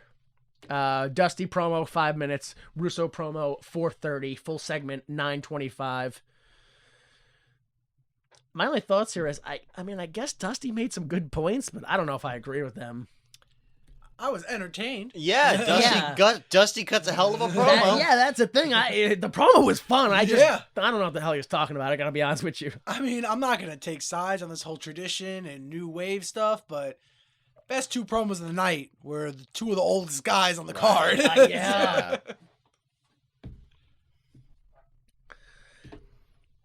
All right, segment 11. Jason Cross versus David Young. During the match, they show Richard Airpin, the NWA president, in the crowd. Isn't it hilarious to think, your company's under attack, all this chaos is going, and the president's just sitting in the front row, just eating popcorn like a fucking Gomer. Yo, I thought something was going on with the cameraman and the producer. I was like, Why is the camera just like slowly going off to like this random dude? It looked like just some guy sitting on a public bus, random stain on his shirt. We want to go to our fan, Richard Arpin, who's won the prize of president for the night here at NWA. Like, Yeah, they won the Oh auction. my god. Yeah, he did not seem like anyone special. And they're like, yeah, by the way, this is our president. And I was like, Right. oh. Oh, like an honorary president, right? Like, No. Interim president. No, we pay him. Also, during the match, Bob Armstrong comes to the announce table to say a few things. not just during the match, okay? During the fucking falsies, we're winding up to the finish of the match. Yeah. He lets us know that Siaki's going to defend against Kid Cash, and that Kid Cash has an equalizer for Desire. Also, that Russo match is on, with the only stipulation being that if Russo wins, he gets to pick the title contenders. Oh, No counter stipulation to like be like, well, but what? It like just okay. Russo gets what he wants. Mm-hmm. Yeah, and if he loses, Sex has to. nothing. Oh, They're not even banned from the building for a day. damn! Nothing. Wow. If they lose, we still pay them.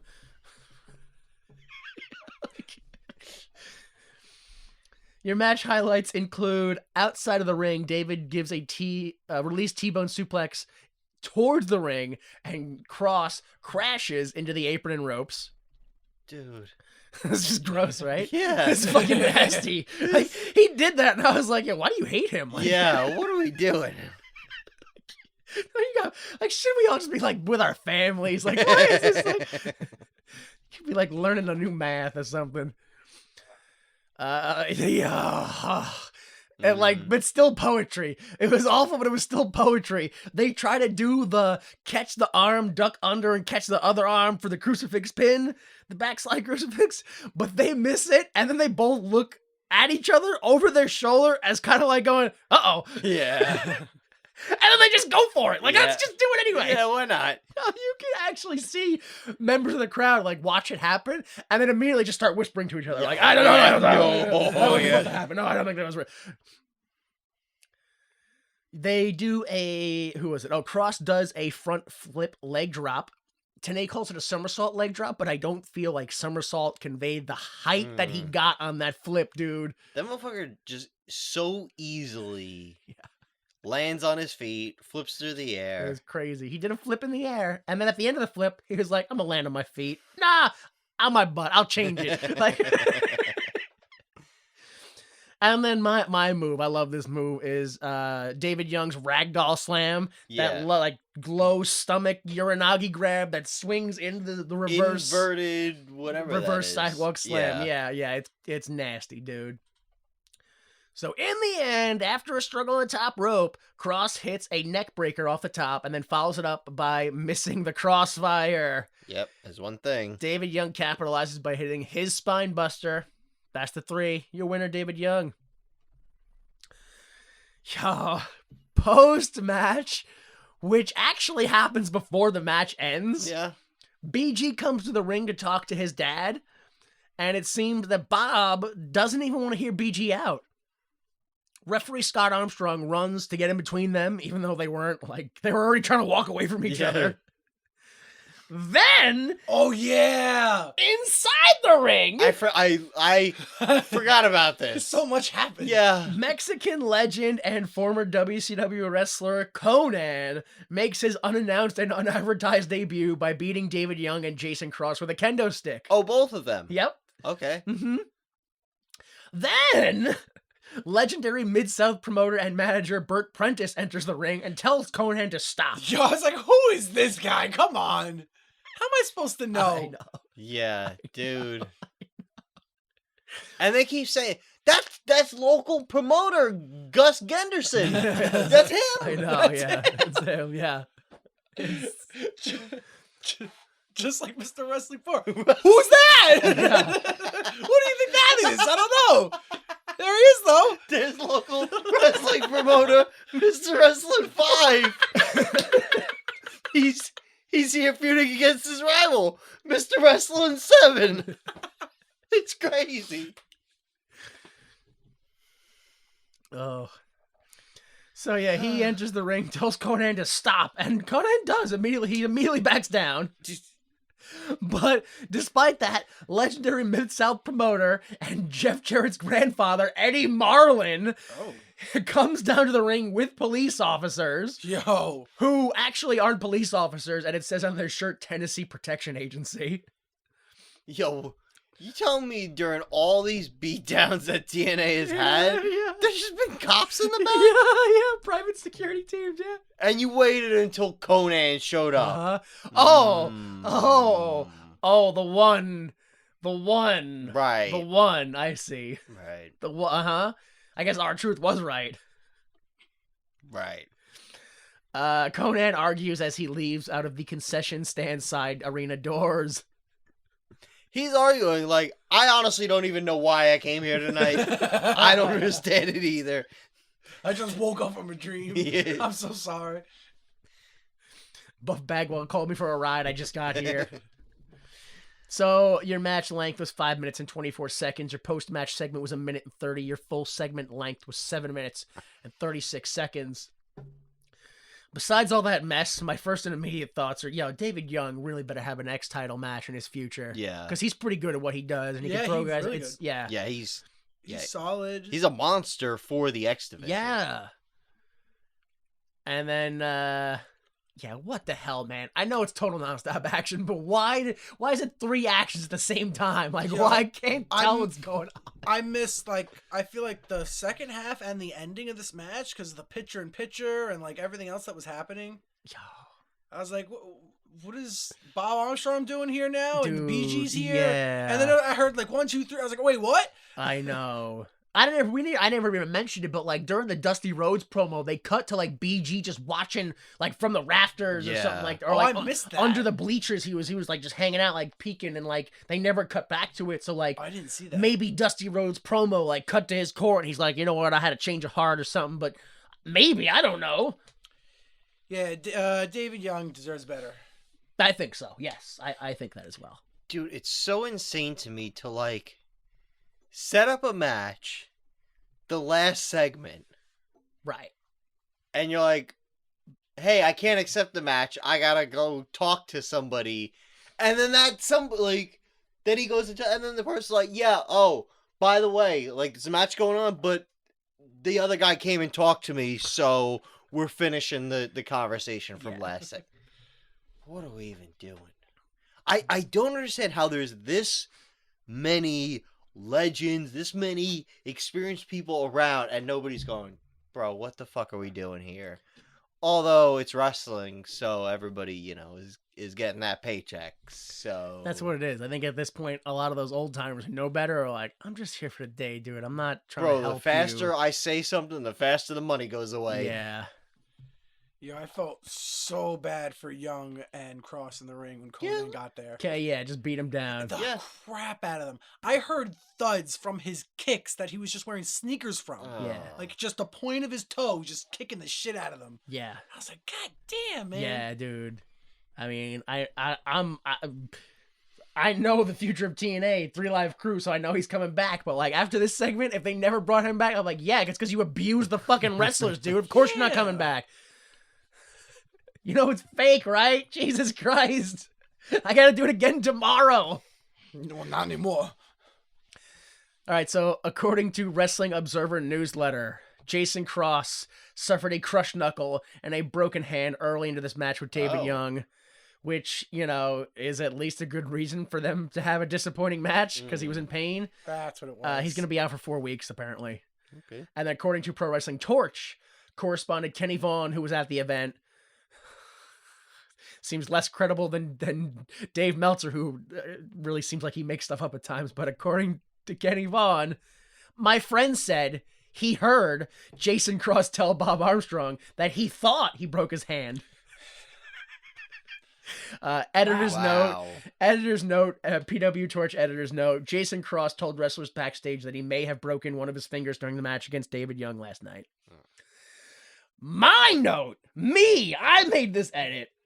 4 minutes into the match, Young ducks a clothesline for the go behind.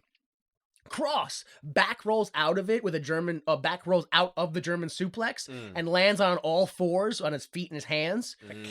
And when he comes up, he gets in the ready position and wiggles his fingers, waiting for Young to stand up. Middle finger bending the other way from his hand, like just yeah. So like, and then you can kind of see him like protecting one of his hands the rest of the match. So he definitely like. I'm not a doctor, but at least dislocated something because it was pointing the wrong way. I'm no doctor, but that ain't right. $10,000, please. So segment 12, Sonny Siaki with Desire versus Kid Cash with Trinity. What is she doing here? For the X Division title. That's the equalizer. That's the magic equalizer. They don't have any other women. Yeah, I know. Athena? Oh. What? Yeah, I know. Yeah. the one I know. involved in a program? Yeah. Whoops. No, we're going to use another... I was going to say redhead. I don't think she's actually redheaded. Never mind. None of them are. Only April Hunters. That's what I meant. We're going to use another redhead who's not involved in this storyline. She was wearing red.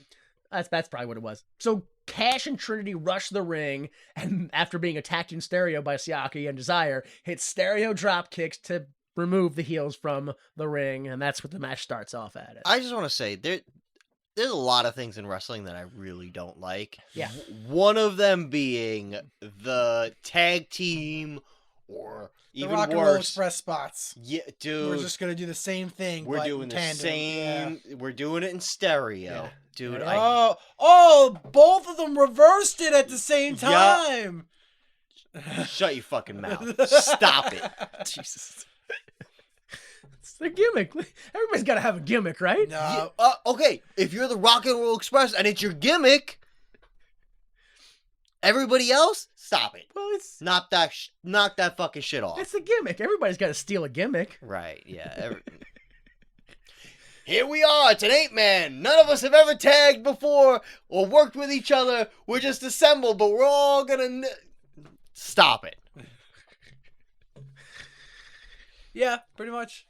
Yeah. All right. I hate So it. your match highlights for the Siaki Cash match include Cash full on Sabuing Siaki, which includes a moment where he struggles to get the chair closed. The ref points with dissatisfaction. Fucking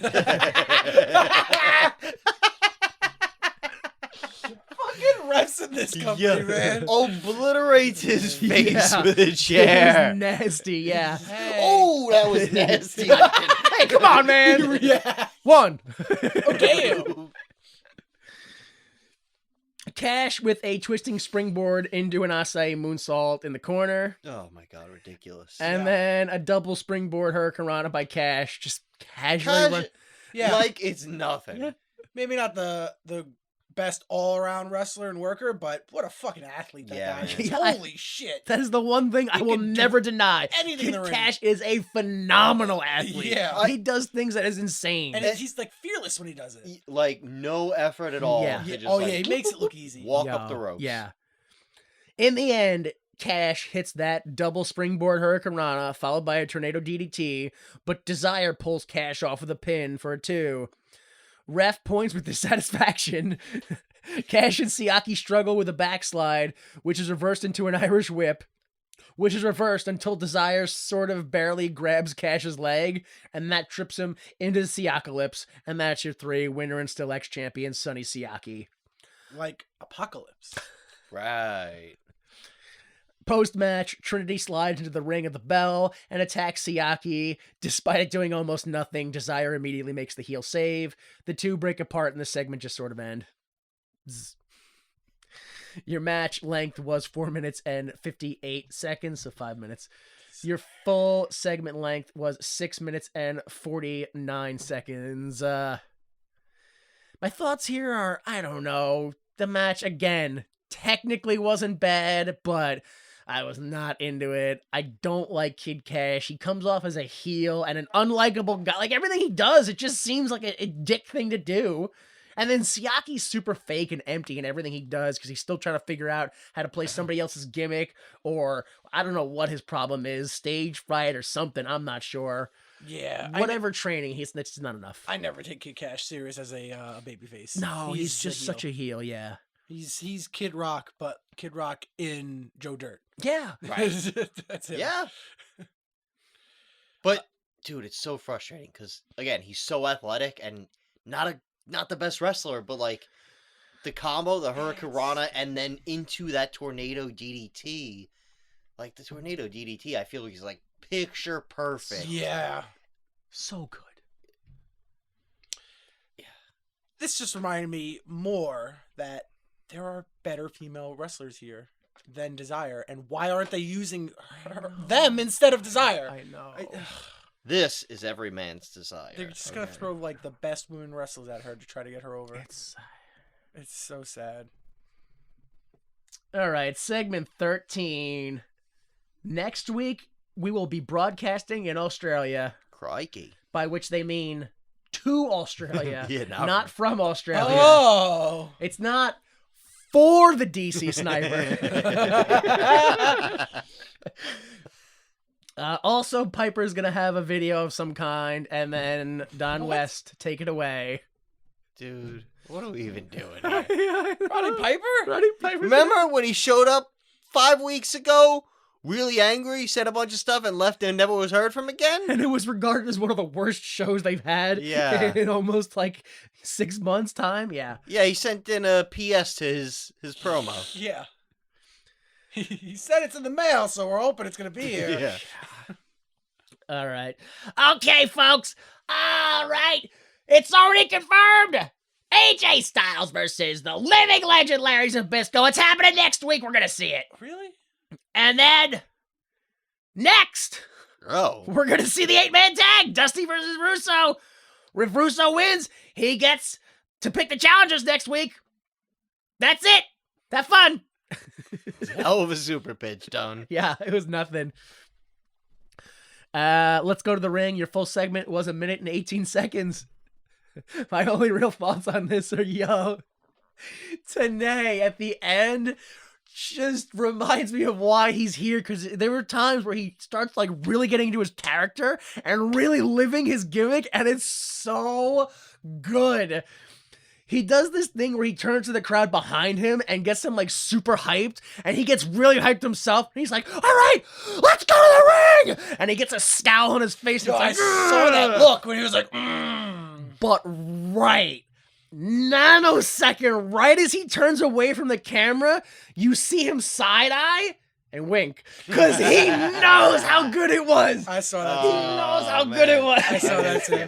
I missed it. I saw it. Yeah. I was like, oh, what was that about? he knew exactly how good that He's like, was. ooh, that was the coldest shit I've ever done. He had that stern look. He was looking right at me.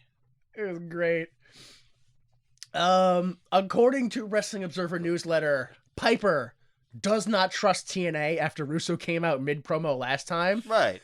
So he wanted to record it this time, which is why this is a video. Yo, what are we doing? So man? that's less control you have now. Yeah, he's never heard of a documentary. He could edit the hell out of it.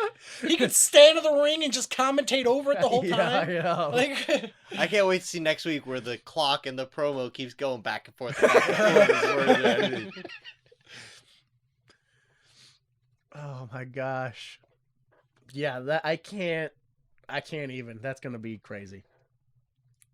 I also love the idea of he doesn't trust TNA, so he's gonna film the promo himself. So that means TNA, they don't really know what they're getting until that video shows up in the mail. Oh, we can't use any of this at all. he calls everyone Osama bin Laden. Except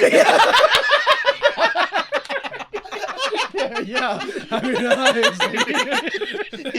honestly. Oh man. All right, that was the super pitch. So that means it's the main event, which means it's time for the best hour. our favorite. The Troy McClure hour. Oh, hello there. I'm Troy McClure. You may remember me from such war mishap movies as... Whoops, I dropped the bomb. Kill and eat those murderous cannibals. Or freedom means you don't have a choice. Today, we're here to talk about alienating Allied powers. Oh my god, I don't know how to summarize Dear this. Lord. Yeah, it's so long. I'm only talking about the Road Warriors. Animal started in '83 as a singles wrestler in Georgia Championship Wrestling and joined the debuting Hawk in '84, who were put together by Paul Ellering. Initially firing him, they then joined Paul Ellering's group, the Legion of Doom, consisting of them, Jake the Snake Roberts, and The Spoiler. The title was taken from the villains of the 1973 cartoon The Super Friends with the same name. They quickly gained fame and infamy for their Hoss powerhouse monster style of not selling and being stiff, so much so that there are rumors that wrestlers would leave the arena after they found out they were booked against them. I mean, they won the NWA National Tag Team Championships on their debut. Also in '84, they debuted in Vern Gagne's AWA, leaving in '86 after winning the AWA tag titles once. They debuted for All Japan in '85, and again, gained fame for what they did, I said above. Also, they beat the Japanese monster team of Killer Khan and Annual Hamaguchi in less than 4 minutes. The Road Warriors joined Jim Crockett Promotions' WCW World Championship Wrestling in 1986, and at Starrcade '86, which is their WrestleMania, won a scaffold match against the Midnight Express. In '87, they feuded with the Four Horsemen in the first ever War Games match, where a cage surrounds 2 rings. Their team consisted of the Road Warriors, Hawk and Animal, Paul Ellering, the manager, who was in the match himself, the Superpowers, which was a team of Dusty Rhodes and Nikita Koloff. They also won the NWA 6-man tag titles twice with Dusty Rhodes, but the titles were abandoned shortly after, as all 6-man tag titles are, after Dusty Rhodes was fired. In '88, they turned heel by turning on Sting. They won the NWA tag titles for the first time in late '88, and helped Dusty Rhodes get fired as Booker for taking off a spike from their shoulder pads and trying to stab Dusty in the eye with it on television. Oh yeah, I remember. Not pay-per-view, television. Yeah. They turned face and lost their tag titles in '89. While they continued to gain wins, their career plateaued until they left in 1990. The same year they left, they joined the same month they left in 1990, they joined the WWE. Probably no insider trading there, that sort of legal stuff. They changed their name to the Legion of Doom, as Vince McMahon cited there were already too many warriors in wrestling. Ultimate Warrior, modern day warrior, Kerry Von Erich. That's enough. The Legion of Doom immediately feuded with their alleged rip-off counterparts known as Demolition. They won the tag title from the Nasty Boys in '91, becoming the only team, at least at that time, to win the tag titles from all 3 top promotions in the '80s, which was WCW, WWF, and NWA. They lost the titles and left in 1992 for a short time before returning with their original manager Paul Ellering, and shortly thereafter, a ventriloquist dummy named Rocco. Originally named Freckles, but the house show segment bombed so hard they reworked it. Hawk was disgusted by the dummy and began leaving early and missing flights.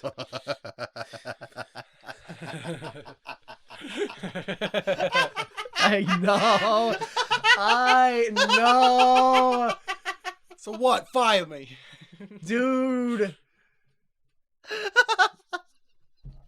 I don't know what kind of issue Hawk has with image, but yo, for him to quit his job because he didn't want to be associated with I couldn't. Literally one of the most over wrestlers in the entire industry, and I couldn't. I couldn't. I mean, this is coming from a guy who willingly dressed up like a puppet, but still, I couldn't understand that.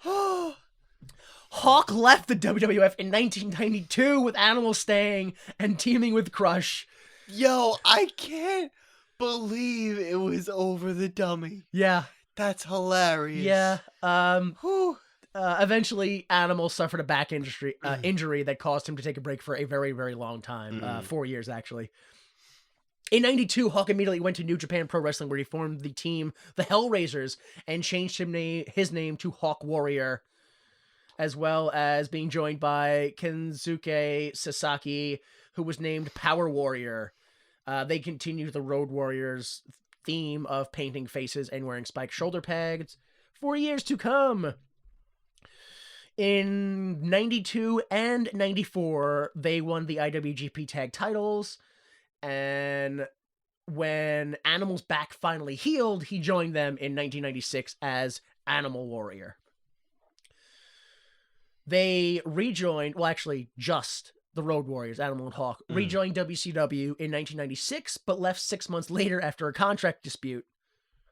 Allegedly, they were supposedly going to be able to have multiple contracts in multiple companies, and Bischoff was like, yeah, I don't remember saying that. That's not how contracts work, usually. Yeah, that was one of the rare occasions where I was like, yeah, I might believe Bischoff on this one. I don't know why. The Legion of Doom debuted in returned to the WWF in February of 1997, where they feuded with various tag teams, and one time for one feud, let Ahmed Johnson don the shoulder pads for a tag match with them. They won the tag titles in November of 97, but lost them to the New Age Outlaws, which started a feud that saw Hawk get his reverse mohawk shaved. Failing to recapture the gold, the team then updated their characters to the new millennium, for the new millennium, to LOD 2000, which included new shoulder pads and motorcycle helmets, which, I mean, this guy has a lot of problems with himself, huh? I love this guy, man. Hawk eventually threw the motorcycle helmet into the crowd in order to stop having to wear it. Wow. Dude. What the hell is wrong with this man? Dude, this guy's got, yeah. They also gained a new manager in Sunny, a.k.a. Tammy Sitch. That drunk bitch. Yeah, I forget. She's in jail already. They convicted her. Good. Yeah, she's away for a while. Sadly, but justifiably. She killed a man. Yeah, that's the sad part. That's the sad part. Sunny was eventually replaced with Droz for a feud when the returning Paul Ellering sided with the Disciples of Apocalypse, DOA.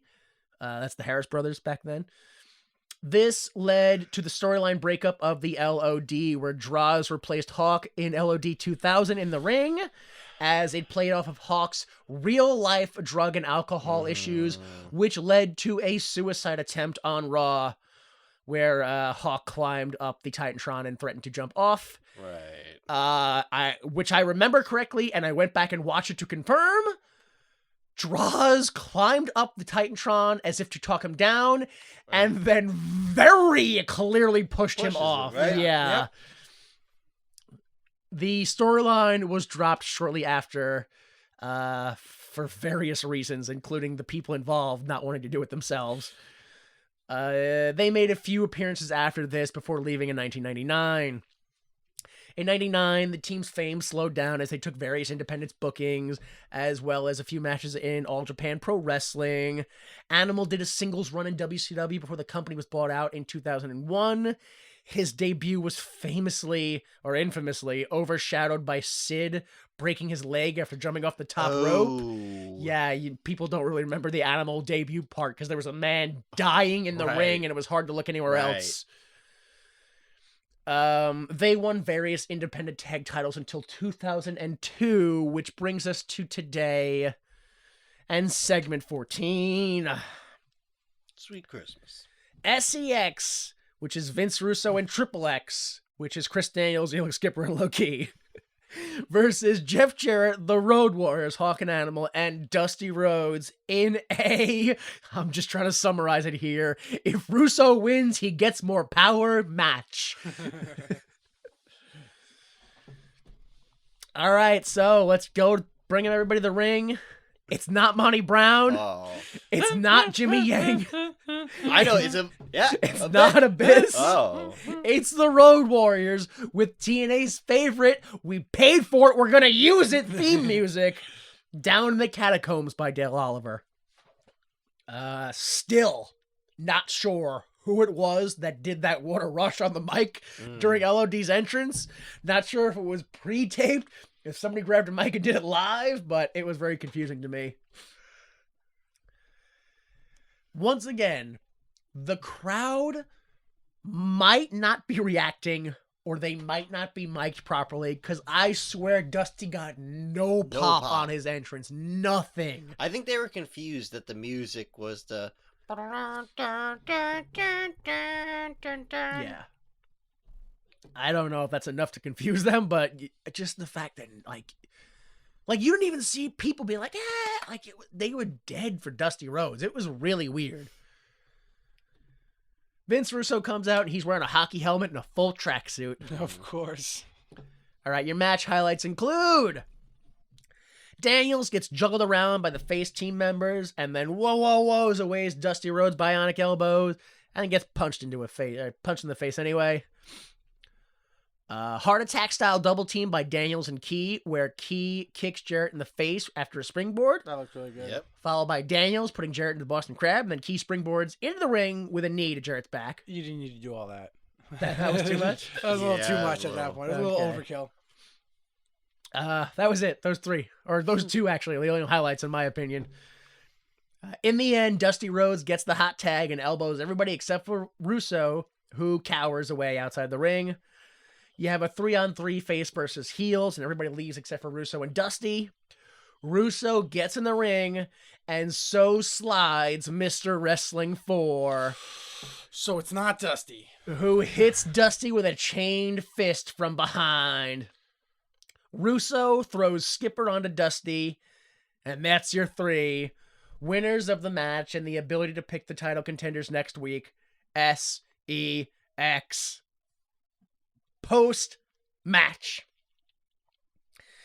Mr. Wrestling 4 gets in the ring and Russo tells him to take off his mask. It's revealed to be the Russian Nightmare, Nikita Koloff. Your match length was 11 minutes and 42 seconds. Your post-match segment was 33 seconds. With your full segment being 17 minutes and 35 seconds. I mean, look, without a doubt, and I don't think I'm saying anything controversial here, but I think this might have been the most well put together match on the card. Oh, yeah? Oh. The easiest to digest as a viewer. Right. Yes, The yeah, one yeah, that yeah, yeah. retained my attention for the longest. Sure, yeah. But that's all I have to say about the match, because everything else was what just the kind of like yeah. a yeah. And then, I mean, I didn't watch enough 80s wrestling to have everyone memorized, so I don't really know Nikita Koloff very well. But I don't know who the fuck this guy. Like, I know who he is, but like in the context of wrestling, I'm like, I don't know. Like, why is Nikita Koloff here? I don't get any of this. That's like Dusty's like biggest. Yeah, rivalry. but like it was. But like when he took off his thing, I was like, it's like the Lex Luthor meme where he's like, I finally get to see who the Flash is. I don't know this man. Like, it was the same thing. He took it off, and I was like, I have no reference for who this man's face is. I don't know who it is. I knew who he was, so And I was like, oh my goodness, Nikita Koloff. I can't believe it. But then, why is he joining SEX when they're going against tradition? Like, I can understand his logic where he's like, well, we got tradition to go to our side, so yeah, we're the big heels now. So but it doesn't make any sense though when you see it happen. Yeah. Like, it doesn't make any sense at all. What are we doing here? What are we? Nikita Koloff. I was shocked as all hell because there was a bunch of names going through my head who it could have been, and you could have gave me unlimited guesses. I would have never guessed him. Doesn't it seem insane to like debut a whole Mr. Wrestling 4 just to that night? Like, oh, to reveal that, that's as long as the mystery lasted. A few segments. Like, It's like a double debut for the same guy. what was the like? If we're talking about this from a storytelling perspective, the mystery is there to hook people, Right. To hopefully get them to show up next week. but you just blow it Yeah, the same exact. it's- yeah. Like, oh, what's this mystery? Oh, I guess we'll have to find out. Oh no, they're just gonna tell us, right? Yeah, Okay. because he's so used to TV writing to keep him till the end of the show. When this is a pay-per-view, they bought it, they have it already. Yeah, You like, don't need to book it that way. yeah. What are we doing? Yeah, that's how I feel every. Nikita Koloff. I I don't know what's gonna happen there. I don't remember him being here. Yo, yo, This is the last. fucking hold the fuck on, because I'm dead serious when I say this. I whined for a minute straight when I found this out. This is the last time Don't even. that we see the Road Warriors in a TNA ring. Oh, okay. Oh, Damn. I couldn't That's the end believe of that. that's it. That was fast. wow. They're done. Dude, wait a minute. They got the Road Warriors. Yeah. I was invested. Finally, they have a match. They finally have a match. You ruin it, like you Yeah. fucked the match by making it, and then that's it.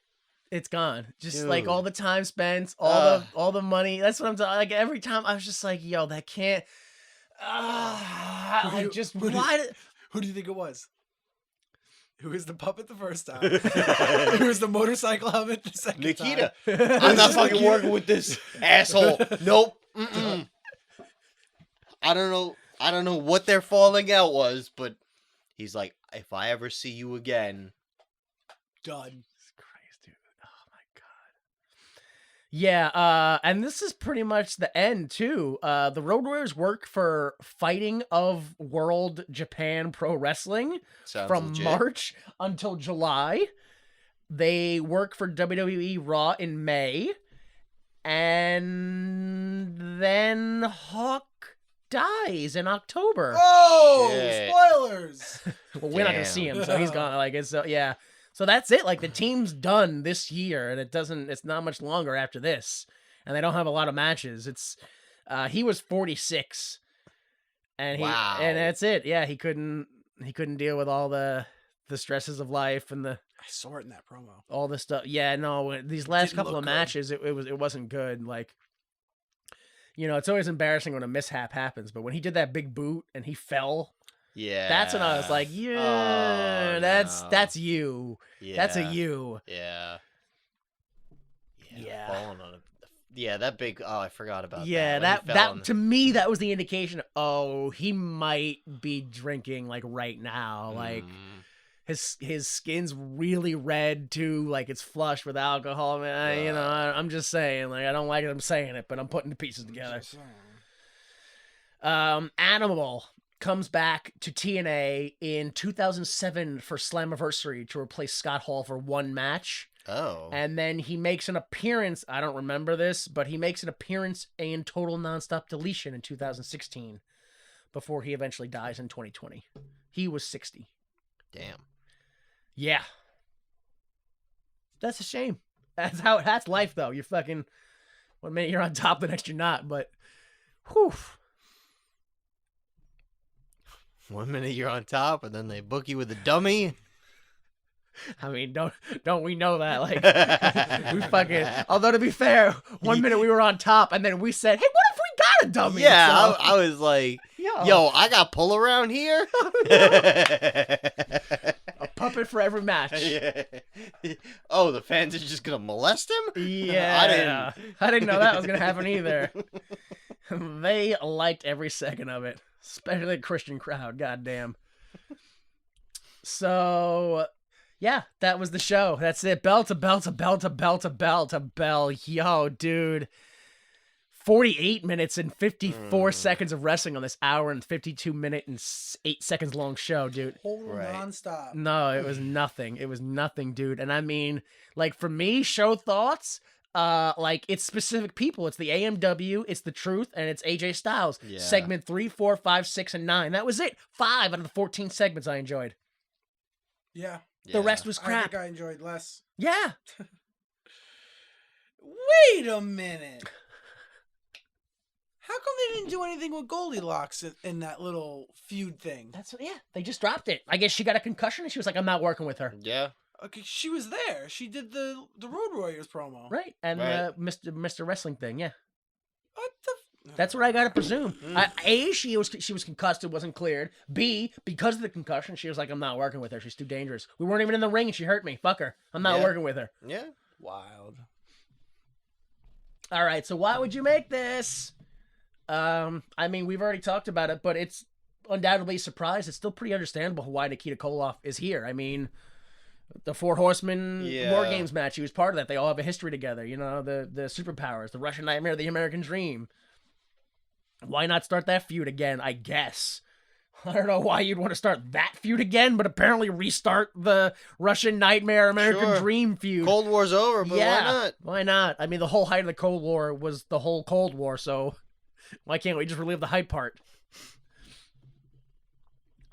And then, as stated on the show, and confirmed by Wrestling Observer Newsletter, the Amazing Red was left in Japan due to a scheduling conflict. I mean, very likely Japan gave him a better deal, but which caused the match with Siaki to get scrapped, which ruined what was likely the plan of having Red get the X title and then having Sex have no champions for the match for the show next week where he gets to pick all the contenders. It would have made more sense that way. So now we're in a strange position where Russo actually has to pick an opponent for one of his own men. We'll see what happens. Is Russo honorable and he picks a real contender, or is it going to be some nobody, you know? Yeah.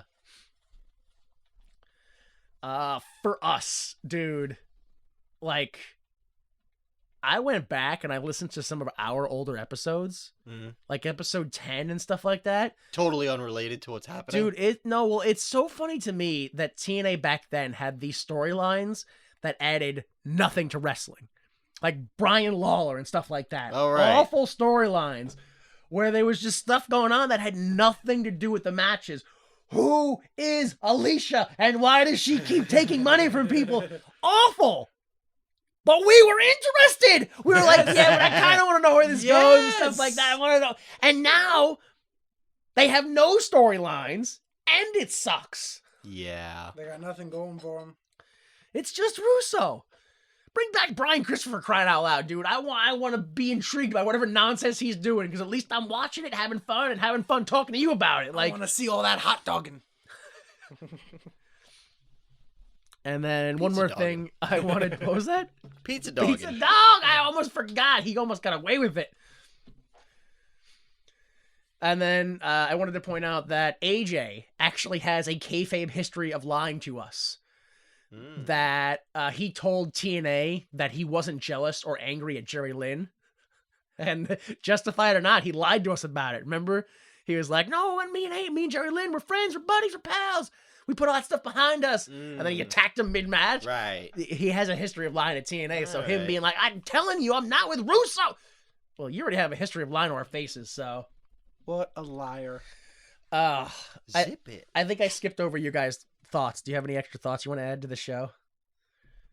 No? Yeah, we pretty much said it all. Yeah. I already said it. All right, good. Sunny, or whatever her name is. Dude, Yeah. The idea of the whole book, we've been over this before, but the booking idea of like, you just have to give people no idea what they're tuning in for.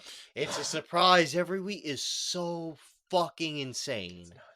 It's absolute nonsense. Because I can tell you from experience that is going to lead to the wrestlers not knowing what they're doing each week. Right. Because when you have an air of uncertainty, it's uncertainty for everyone. You can't fake that much uncertainty if you don't have an actual storyline being set up. You can create mystery within the storyline, but if you have uncertainty, then you have no story. You're not telling anyone anything. All right, so guess the card. We were advertised AJ Styles versus living legend Larry Zbyszko. Ooh. Whose side is Percy Pringle on? Right. Also, is he still alive? Because he may have bled out. He's leaking a lot. When are the Road Warriors going after the NWA World Tag Team titles? Last time. Who will get an X title match first? Jason Cross, because Bob Armstrong implied it. That he should get a rematch after the, what was it, 27th show, 28th show, something like that. David Young, the guy who just beat him. Or the Amazing Red, who was supposed to have a match this week but got stuck in Japan. Any one of them could be it. What will Piper say? That could be anything as well. We don't know. What does David Flair have in his burlap sack? And I really thought the axe handle was the thing in the set. That's a different thing. that was a Kurt Hennig That thing. was his, yeah. That was a David Russo. Flair. That was a Russo and Kurt Hennig thing. Remember when he took the axe to the logo? Right. That was a Russo Kurt Hennig thing. But then didn't David Flair attack Hennig with just the axe handle? Yes, because Russo told him to. I don't know, Yeah. man. I'm guessing. And then, of course, finally, what will Nikita Koloff do and or say? All right, what you got, folks? What y'all want? Okay, I think AJ versus Zbyszko will happen. Okay. I hope Norman Smiley's there. Stop stealing my guesses! I gotta get it in before you. Damn it. If he gets it right before me, this is bullshit. I don't know. No Piper promo. It's still in the mail. It's either still in the mail or they did not like what he had to say. Send another one. Oh, God. So all the titles are on the line, right? Every one of them, yes. So we got the X title. All right. He's going to defend it against Shark Boy. What? Okay. Because that's Sonny Siaki, right? Yeah, Siaki versus Shark Boy. Give him an easy one. Okay. I guess AMW and the Harris boys. I'm going to do... no. I'm going to do AMW versus... Chris Daniels and Primetime. And I don't think there's any other titles. So the world title is going to be Jarrett versus... Who's the top guy in SAX? It's not going to be BJ James. That's my guess. Mike Sanders? No. Who's he going to be? Jeff Jarrett versus BG James, baby. Yeah, that's who you got? I Ugh. don't want to say him.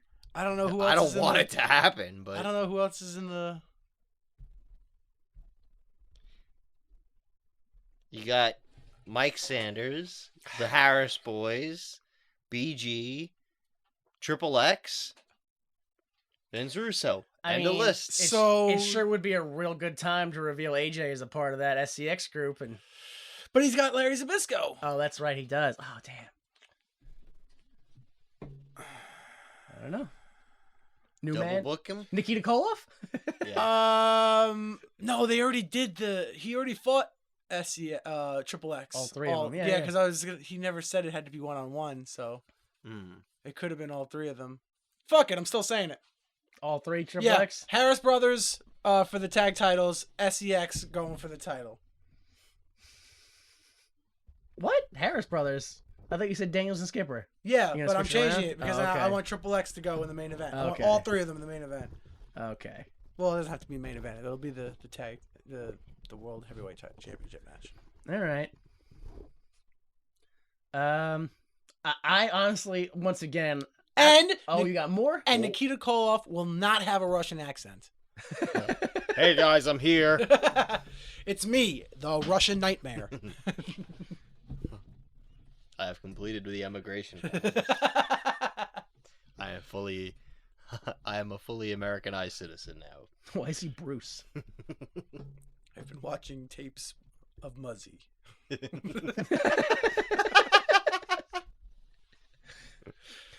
All right. Given the past, I'm not sure if we're ever going to see Nikita Koloff again.